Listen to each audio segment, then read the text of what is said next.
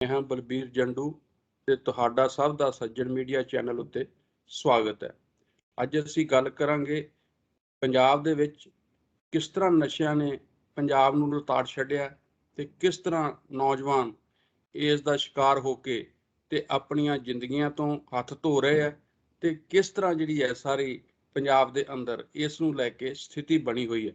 असीं देखदे हां कि पिछले लंबे समय तो पंजाब दे जे नज़र मारीए ਤਾਂ ਇੱਕ ਦੌਰ ਐਸਾ ਵੀ ਆਉਂਦਾ ਹੈ ਕਿ ਜਦੋਂ ਸ਼ੁਰੂਆਤੀ ਦੌਰ ਹੈ ਜਿਹਦੇ ਵਿੱਚ ਕਿ ਸ਼ਰਾਬ ਹੈ ਜਾਂ ਫੀਮ ਹੈ ਜਾਂ ਭੰਗ ਹੈ, ਇਸ ਤਰ੍ਹਾਂ ਦੇ ਨਸ਼ੇ ਜਿਹੜੇ ਹੈ ਆਮ ਤੌਰ ਤੇ ਰਵਾਇਤੀ ਤੌਰ ਤੇ ਪੰਜਾਬ 'ਚ ਆਮ ਪਿੰਡਾਂ 'ਚ ਜਾਂ ਆਮ ਹੀ ਇਹ ਵਰਤੋਂ 'ਚ ਹੁੰਦੇ ਸੀ। ਪਰ ਹੌਲੀ ਹੌਲੀ ਅਸੀਂ ਦੇਖਦੇ ਹਾਂ ਕਿ ਪਿਛਲੇ ਜਿਹੜੇ 20 ਕੁ ਸਾਲ ਦੇ ਅੰਦਰ ਜਿਸ ਤਰ੍ਹਾਂ ਦੀ ਹੈਰੋਇਨ ਦੀ ਖਪਤ ਵਧੀ, ਜਿਸ ਤਰ੍ਹਾਂ ਜਿਹੜੇ ਦੂਜੇ ਚਿੱਟਾ ਜਿਹਨੂੰ ਅਸੀਂ ਕਹਿੰਦੇ ਆ ਉਹ ਨਸ਼ੇ ਵਧੇ, ਉਹਦੇ ਨਾਲ ਜਿਹੜਾ ਕਿਸ ਤਰ੍ਹਾਂ ਜਿਹੜਾ ਨੁਕਸਾਨ ਹੋਇਆ ਸਾਡੀ ਜਵਾਨੀ ਦਾ ਔਰ ਕਿਸ ਤਰ੍ਹਾਂ ਨੁਕਸਾਨ ਹੋਇਆ ਸਾਰੇ ਪੰਜਾਬ ਦੇ ਵਿੱਚ ਕਿ ਸਾਰਾ ਕੁਝ ਵਿਕਾਸ ਜਿਹੜਾ ਉਹ ਹੋਣ ਦੀ ਥਾਂ ਤੇ ਧਿਆਨ ਜਿਹੜਾ ਸਾਰਾ ਲੋਕਾਂ ਦਾ ਇੱਧਰ ਲੱਗਿਆ ਹੋਇਆ ਤੇ ਖਾਸ ਕਰਕੇ ਅਸੀਂ ਦੇਖਦੇ ਹਾਂ ਕਿ ਜਿਹੜੇ ਬੁਨਿਆਦੀ ਮੁੱਦੇ ਹੈ, ਚਾਹੇ ਉਹ ਬੇਰੁਜ਼ਗਾਰੀ ਹੈ, ਚਾਹੇ ਉਹ ਮਹਿੰਗਾਈ ਹੈ, ਚਾਹੇ ਲੋਕਾਂ ਦੀਆਂ ਹੋਰ ਸਿਹਤ ਸਹੂਲਤਾਂ ਦੀ ਗੱਲ ਹੈ, ਵਿਦਿਆ ਦੀ ਗੱਲ ਹੈ, ਉਹ ਸਾਰੇ ਮੁੱਦੇ ਜਿਹੜੇ ਹੈ ਉਹ ਪਿੱਛੇ ਰਹਿ ਜਾਂਦੇ ਆ। ਤਾਂ ਪਿਛਲੀਆਂ ਜਿਹੜੀਆਂ 2017 ਦੀਆਂ ਚੋਣਾਂ ਹੋਈਆਂ ਵਿਧਾਨ ਸਭਾ ਦੀਆਂ, ਉਸ ਸਮੇਂ ਬਕਾਇਦਾ ਜਿਹੜੀ ਪਾਰਟੀਆਂ ਮੈਦਾਨ 'ਚ ਸੀਗੀਆਂ, ਖਾਸ ਕਰਕੇ ਕਾਂਗਰਸ ਦਾ ਜੇ ਅਸੀਂ ਜ਼ਿਕਰ ਕਰੀਏ ਤਾਂ ਕੈਪਟਨ ਅਮਰਿੰਦਰ ਸਿੰਘ ਹੋਣਾ ਨੇ ਬਕਾਇਦਾ ਗੁਟਕਾ ਦੀ ਸਹੁੰ ਖਾ ਕੇ ਗੱਲ ਕਹੀ ਸੀ ਕਿ ਅਸੀਂ ਪੰਜਾਬ 'ਚੋਂ 3 ਮਹੀਨਿਆਂ ਦੇ ਅੰਦਰ ਅੰਦਰ ਨਸ਼ੇ ਖਤਮ ਕਰ ਦਿਆਂਗੇ, ਬੇਅਦਬੀ ਦੇ ਦੋਸ਼ੀਆਂ ਨੂੰ ਜਿਹੜਾ ਉਹਨਾਂ ਨੂੰ ਸਜ਼ਾਵਾਂ ਦਿਆਂਗੇ, ਉਹਨਾਂ ਨੂੰ ਫੜਾਂਗੇ, ਉਹਨਾਂ ਦੇ ਖਿਲਾਫ ਕਾਰਵਾਈ ਹੋਏਗੀ, ਕੇਸ ਦਰਜ ਹੋਣਗੇ। ਇਹ ਸਾਰਾ ਕੁਝ ਉਹਨਾਂ ਨੇ ਉਦੋਂ ਗੱਲਾਂ ਕਹੀਆਂ। ਪਰ ਅਸੀਂ ਦੇਖਦੇ ਹਾਂ ਕਿ 5 ਸਾਲ ਨਿਕਲ ਗਏ, ਉਹ ਮੁੱਦੇ ਉੱਥੇ ਦੇ ਉੱਥੇ ਹੀ ਖੜੇ ਹੈ। ਨਸ਼ਿਆਂ ਦਾ ਮੁੱਦਾ ਖਾਸ ਕਰਕੇ ਅਸੀਂ ਜੇ ਗੱਲ ਕਰੀਏ ਤਾਂ ਉਸ ਦੇ ਵਿੱਚ ਕੋਈ ਥੋੜੇ ਬਹੁਤ ਜਿਹੜੇ ਹੇਠਾਂ ਵਾਲੇ ਜਿਹੜੇ ਲੋਕ ਹੈ, ਜਿਹੜੇ ਨਸ਼ੇ ਦੇ ਵਪਾਰ ਨਾਲ ਜਿਨ੍ਹਾਂ ਨੂੰ ਅਸੀਂ ਪਾਂਡੀ ਕਹਿ ਸਕਦੇ ਹਾਂ ਕਿ ਇੱਧਰ ਉੱਧਰ ਉਹ ਲੈ ਕੇ ਜਾਂਦੇ ਆ, ਉਹਦਾ ਤਾਂ ਜ਼ਰੂਰ ਕਿਤੇ ਨਾ ਕਿਤੇ ਉਹ ਫੜੇ ਗਏ। ਪਰ ਵੱਡੇ ਮਗਰਮੱਛ ਜਾਂ ਜਿਨ੍ਹਾਂ ਨੂੰ ਬਕਾਇਦਾ ਜਿੱਥੋਂ ਸਾਰਾ ਕੁਝ ਸ਼ੁਰੂ ਹੁੰਦਾ ਹੈ ਜਾਂ ਚੱਲਦਾ ਹੈ, ਜਿਹੜੇ ਵੱਡੇ ਵਪਾਰੀ ਹੈ, ਉਹਨਾਂ ਤੱਕ ਕਿਤੇ ਵੀ ਗੱਲ ਨਹੀਂ ਪਹੁੰਚੀ। ਉਹ ਸਾਰਾ ਕੁਝ ਉਸ ਤਰ੍ਹਾਂ ਹੀ ਉੱਥੇ ਰੁਕਿਆ ਹੋਇਆ। ਤੇ ਹੁਣ ਵੀ ਬੇਸ਼ੱਕ ਨਵਜੋਤ ਸਿੰਘ ਸਿੱਧੂ ਹੋਣੀ ਬਾਰ-ਬਾਰ ਇਸ ਗੱਲ ਦਾ ਰੌਲਾ ਵੀ ਪਾਉਂਦੇ ਹੈ, ਕਹਿੰਦੇ ਵੀ ਹੈ, ਪਰ ਹੁਣ ਕੁਝ ਇਹਦੇ ਵਿੱਚ ਥੋੜੀ ਜਿਹੀ ਜਿਸ ਤਰ੍ਹਾਂ ਇਹ ਸਰਗਰਮੀ ਵੀ ਸਰਕਾਰ ਨੇ ਸ਼ੁਰੂ ਕੀਤੀ ਹੈ, ਪਰ ਅਜੇ ਵੀ ਜਿਹੜਾ ਸਾਰਾ ਕੁਝ ਉੱਥੇ ਰੁਕਿਆ ਤੇ ਨਸ਼ੇ ਜਿਹੜੇ ਹੈ ਉਸ ਤਰ੍ਹਾਂ ਹੀ ਚੱਲ ਰਹੇ ਆ ਪੰਜਾਬ ਦੇ ਵਿੱਚ, ਉਸ ਤਰ੍ਹਾਂ ਹੀ ਵਿਕ ਰਹੇ ਆ। ਅਸੀਂ ਕੱਲ ਦੀ ਜੇ ਗੱਲ ਕਰੀਏ ਤਾਂ ਬਕਾਇਦਾ ਗੁਰਦਾਸਪੁਰ ਦੇ ਵਿੱਚ ਜਿਹੜੀ BSF ਨਾਲ ਝੜਪ ਹੋਈ ਹੈ ਸਮਗਲਰਾਂ ਦੀ, ਤੇ ਉਹ ਉੱਥੇ ਬਕਾਇਦਾ ਜਿਹੜੀ ਹੈਰੋਇਨ ਛੱਡ ਕੇ ਭੱਜੇ ਹੈ, ਉਹ ਲਗਭਗ 47-48 ਕਿਲੋਗ੍ਰਾਮ ਹੈਗੀ ਹੈ ਹੈਰੋਇਨ। ਇਸ ਤਰ੍ਹਾਂ ਹੀ ਅਸੀਂ ਦੇਖਦੇ ਹਾਂ ਕਿ ਰੋਜ਼ ਦੀਆਂ ਘਟਨਾਵਾਂ, ਕਦੀ ਡਰਾਉਣ ਰਾਹੀਂ ਇਹ ਸੁੱਟੀ ਜਾਂਦੀ ਹੈ ਹੈਰੋਇਨ।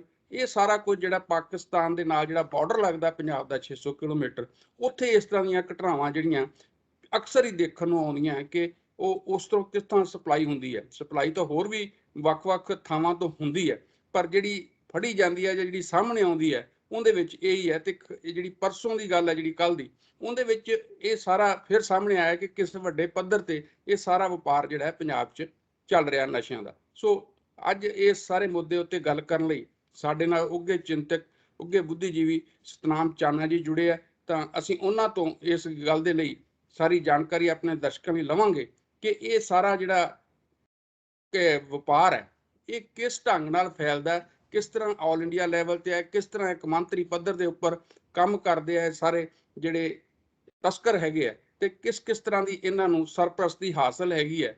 ਕਿਉਂਕਿ ਕੋਈ ਵੀ ਕੰਮ ਜਿਹੜਾ ਜੇ ਉਹਨੂੰ ਰਾਜਸੀ ਸਰਪ੍ਰਸਤੀ ਹਾਸਲ ਨਹੀਂ ਹੁੰਦੀ ਤਾਂ ਉਹ ਇੰਨਾ ਲੰਮਾ ਸਮਾਂ ਉਹਦਾ ਜੀਵਨ ਨਹੀਂ ਹੁੰਦਾ। ਅਸੀਂ ਦੇਖਦੇ ਹਾਂ ਕਿ ਕਾਨੂੰਨ ਵੀ ਆਣ ਕੇ ਉੱਥੇ ਇਹਨਾਂ ਵਪਾਰੀਆਂ ਦੇ ਅੱਗੇ ਬੌਣੇ ਹੋ ਜਾਂਦੇ ਆ। ਸੋ ਚਾਨਾ ਜੀ, ਇਹ ਤੁਹਾਡਾ ਬਹੁਤ-ਬਹੁਤ ਸਵਾਗਤ ਹੈ ਸੱਜਣ ਮੀਡੀਆ ਚੈਨਲ ਉੱਤੇ ਜੁੜਨ ਦੇ ਲਈ। Thank you very much. ਹਾਂ ਜੀ ਚਾਨਾ ਜੀ, ਇਹ ਤੁਸੀਂ ਸਾਰੀ ਜਿਹੜੀ ਸਥਿਤੀ ਬਣੀ ਹੈ ਇਸ ਨੂੰ ਕਿਸ ਤਰ੍ਹਾਂ ਦੇਖ ਰਹੇ ਹੋ? ਜਿਸ ਤਰ੍ਹਾਂ ਤੁਸੀਂ ਜ਼ਿਕਰ ਕੀਤਾ ਕਿ ਇਹ ਇਲੈਕਸ਼ਨ ਦੇ ਕੰਟੈਕਸਟ ਦੇ ਵਿੱਚ ਜਦੋਂ ਅਸੀਂ ਦੇਖਦੇ ਹਾਂ, ਇਹ ਇੱਕ ਖਾਸ ਹੀ ਕਿਸਮ ਦੀਆਂ ਇਲੈਕਸ਼ਨਸ ਜਿਹੜੀਆਂ ਨਾ ਅਸੀਂ ਦੇਖ ਰਹੇ ਹਾਂ ਜੀ। ਇਸ ਨਜ਼ਰੀਏ ਤੋਂ ਕਿ ਪਿਛਲੇ ਹਰ ਇਲੈਕਸ਼ਨ ਦੇ ਵਿੱਚ ਕੋਈ ਨਾ ਕੋਈ ਮੁੱਦਾ ਹੁੰਦਾ ਸੀ, ਔਰ ਇਸ ਵਾਰ ਜਿਹੜੇ ਮੁੱਦੇ ਆ ਲਗਭਗ ਗਾਇਬ ਹੈਗੇ ਆ। ਬੜਾ ਸੀਮਤ ਜਿਹਾ ਜਿਹੜਾ ਨਾ ਸਲੋਗਨ ਲਾ ਕੇ ਇਲੈਕਸ਼ਨਾਂ ਲੜੀਆਂ ਜਾ ਰਹੀਆਂ। ਨੰਬਰ 1 ਤੇ ਇਹ ਕਿ ਸਾਡਾ ਚੀਫ ਮਿਨਿਸਟਰ ਕੌਣ ਹੋਏਗਾ, ਜੀ ਇਸ ਵਾਰ ਮੌਕਾ ਕੇਜਰੀਵਾਲ ਨੂੰ ਦਿੱਤਾ ਜਾਵੇ, ਜਾਂ ਇਹ ਆ ਕਿ ਸਾਰੇ ਦੇਖ ਲਏ ਹੁਣ ਇਹਨੂੰ ਦੇਖ ਲਈਏ। ਇਸ ਤਰ੍ਹਾਂ ਦੇ ਮੁੱਦੇ ਜਿਹੜੇ ਉਹਦੇ ਵਿੱਚੋਂ ਜਿਹੜੇ ਬੜੇ ਗੰਭੀਰ ਮੁੱਦੇ ਬੜੇ ਦਹਾਕਿਆਂ ਤੋਂ ਜਿਹੜੇ ਚੱਲਦੇ ਆ ਰਹੇ ਸੀ, ਜਿਹੜੇ ਉੱਠਦੇ ਵੀ ਸੀ ਇਲੈਕਸ਼ਨਾਂ ਦੇ ਵਿੱਚ, ਇਸ ਵਾਰ ਉਹ ਨਹੀਂ ਉੱਠ ਰਹੇ, ਜਿਨ੍ਹਾਂ ਦੇ ਵਿੱਚੋਂ ਨਸ਼ਿਆਂ ਦਾ ਵੀ ਇੱਕ ਖਾਸ ਮੁੱਦਾ ਹੈਗਾ। ਜਾਣੀ ਆਪਾਂ ਜੇ ਪਿਛਲੀਆਂ ਇਲੈਕਸ਼ਨਾਂ 'ਚ ਦੇਖਦੇ ਹਾਂ 17 ਦੇ ਵਿੱਚ, ਤੇ ਉਦੋਂ ਇੱਕ ਫਿਲਮ ਵੀ ਬਣਾਈ ਗਈ ਬੜਾ ਉਚੇਚ ਕਰਕੇ ਕਿ ਇਸ ਗੱਲ ਨੂੰ ਉਭਾਰਿਆ ਜਾਵੇ, ਉੜਦਾ ਪੰਜਾਬ, ਉੜਦਾ ਕਿ ਪੰਜਾਬ ਪੰਜਾਬ ਨੂੰ ਜੇ ਆਪਣੇ ਵੋਟਰ ਨੂੰ ਆਪਣੇ ਵੱਲ ਅਟਰੈਕਟ ਕਰਨਾ ਤਾਂ ਫਿਰ ਨਸ਼ਿਆਂ ਦਾ ਮੁੱਦਾ ਉਠਾਓ ਕਿ ਅਸੀਂ ਇਹਨੂੰ ਬੰਦ ਕਰ ਦਿਆਂਗੇ, ਅਸੀਂ ਇਹਦੇ ਤੇ ਕਾਬੂ ਪਾ ਲਵਾਂਗੇ, ਹਨਾ। ਉਸ ਨੂੰ ਇੱਕ ਕੇਂਦਰੀ ਪੁਆਇੰਟ ਬਣਾ ਕੇ ਇਸ ਵਾਰ ਜਦੋਂ ਅਸੀਂ ਦੇਖਦੇ ਹਾਂ ਕਿ ਉਹ ਮੁੱਦਾ ਹੀ ਨਹੀਂ ਹੈਗਾ, ਜੀ ਉਹ ਹੈ ਹੀ ਨਹੀਂ। ਕਿ ਇਹ ਹੁਣ ਤੁਸੀਂ ਹੁਣੇ ਐਗਜ਼ਾਮਪਲ ਦੇ ਕੇ ਹਟੇ ਆ ਕਿ ਉਹਦੇ ਵਹਾਅ ਦੇ ਵਿੱਚ, ਨਸ਼ੇ ਦੇ ਫੈਲਾਅ ਦੇ ਵਿੱਚ ਕੋਈ ਕਮੀ ਨਹੀਂ ਆਈ। ਔਰ ਹੁਣੇ ਤੁਸੀਂ ਇਹ ਦੱਸਿਆ ਕਿ ਵੀ ਇੰਨੀ ਹੈਰੋਇਨ ਜਿਹੜੀ ਨਾ ਉਹ ਆਪਣਾ ਪਕੜੀ ਗਈ ਹੈਗੀ ਆ 48 ਕਿਲੋ ਜਿੰਨੀ ਵੀ, ਜੀ ਔਰ ਮਤਲਬ ਨਸ਼ੀਲੇ ਪਦਾਰਥ ਫੜੇ ਗਏ ਔਰ ਉਹਦੇ 'ਚ ਟੱਕਰ ਵੀ ਹੋਈ। ਇਹ ਜਦੋਂ ਫੜੀ ਜਾਂਦੀ ਆ ਜਾਂ ਟੱਕਰ ਲੱਗਦੀ ਹੈ ਤਾਂ ਪਤਾ ਲੱਗਦਾ ਕਿ ਵੀ ਇਹ ਤਾਂ ਪਹਿਲਾਂ ਵਾਂਗ ਹੀ ਸਾਰਾ ਕੁਝ ਚੱਲ ਰਿਹਾ ਜਿਸ ਤਰ੍ਹਾਂ ਚੱਲ ਰਿਹਾ ਸੀ। ਪਰ ਇਹ ਡਿਸਕਸ਼ਨ ਤੋਂ ਬਾਹਰ ਕਿਵੇਂ ਚਲਾ ਗਿਆ। ਪਿਛਲੀ ਵਾਰੀ ਇਸ ਹੱਦ ਤੱਕ ਇਹ ਵਧਿਆ ਹੋਇਆ ਸੀ ਮੁੱਦਾ ਕਿ ਕੈਪਟਨ ਅਮਰਿੰਦਰ ਸਿੰਘ ਨੇ ਹੱਥ 'ਚ ਗੁਟਕਾ ਫੜ ਕੇ ਸਹੁੰ ਖਾ ਲਈ, ਹਨਾ। ਜੀ ਹੁਣ ਕਹਿਣ ਤੋਂ ਮਤਲਬ, ਲੇਕਿਨ ਉਹਦੇ 'ਚ ਫਰਕ ਕੋਈ ਨਹੀਂ ਆਇਆ। ਉਹਦੇ 'ਚ ਕੋਈ ਉਹਨੂੰ ਮਤਲਬ ਬੰਦ ਕਰਨਾ ਤਾਂ ਇੱਕ ਪਾਸੇ ਰਿਹਾ, ਉਹਦੇ 'ਚ ਕੋਈ ਪਰਿਵਰਤਨ ਹੀ ਕੋਈ ਨਹੀਂ ਹੈਗਾ, ਜਿਉਂ ਦਾ ਤਿਉਂ ਸਾਰਾ ਕੁਝ ਚੱਲ ਰਿਹਾ। ਚਾਨਾ ਜੀ, ਇਹ ਔਰ ਵੀ ਇਸ ਲੱਗਦਾ ਕਿਤੇ ਨਾ ਕਿਤੇ ਕਿ ਜਿਸ ਤਰ੍ਹਾਂ ਇਹਨਾਂ ਨੇ ਹੁਣ BSF ਦਾ ਘੇਰਾ ਵਧਾ ਕੇ 50 ਕਿਲੋਮੀਟਰ ਤੱਕ ਕੀਤਾ, ਉਸ ਦਾ ਵੀ ਕੋਈ ਅਸਰ ਨਹੀਂ ਨਜ਼ਰ ਆ ਰਿਹਾ। ਜਿਸ ਦਿਨ ਦਾ ਇਹ ਘੇਰਾ ਵੀ ਵਧਿਆ ਉਸ ਦਿਨ ਦਾ ਇਹ ਕਿਤੇ ਨਜ਼ਰ ਨਹੀਂ ਆਉਂਦਾ ਕਿ ਵੀ ਬਹੁਤ ਜ਼ਿਆਦਾ ਇਹ ਕੁਝ ਰੁਕ ਗਿਆ। ਉਸ ਤਰ੍ਹਾਂ ਹੀ ਬਾਰਡਰ ਤੇ ਉਹ ਸਾਰਾ ਕੁਝ ਚੱਲ ਰਿਹਾ। ਨਹੀਂ, ਉਹ 50 ਹੋਵੇ ਜਾਂ 40 ਹੋਵੇ ਜਾਂ 15, ਹਨਾ, ਉਹਦੇ ਨਾਲ ਫਰਕ ਕੁਝ ਪੈਣ ਵਾਲਾ ਨਹੀਂ ਹੈ। ਕਹਿਣ ਮੈਂ ਇਹ ਲੱਗਾ ਸੀਗਾ ਕਿ ਇਹ ਕਸਮ ਖਾਣ ਦਾ, ਸਹੁੰ ਖਾਣ ਦਾ ਜਿਹੜਾ ਨਾ ਉਹ ਕਰਨਾ ਹੀ ਨਹੀਂ ਚਾਹੀਦਾ ਸੀਗਾ। ਉਹਨਾਂ ਨੂੰ ਇਹ ਪਤਾ ਸੀਗਾ ਕਿ ਉਹਨਾਂ ਦੇ ਵੱਸ ਦੀ ਗੱਲ ਨਹੀਂ ਹੈ।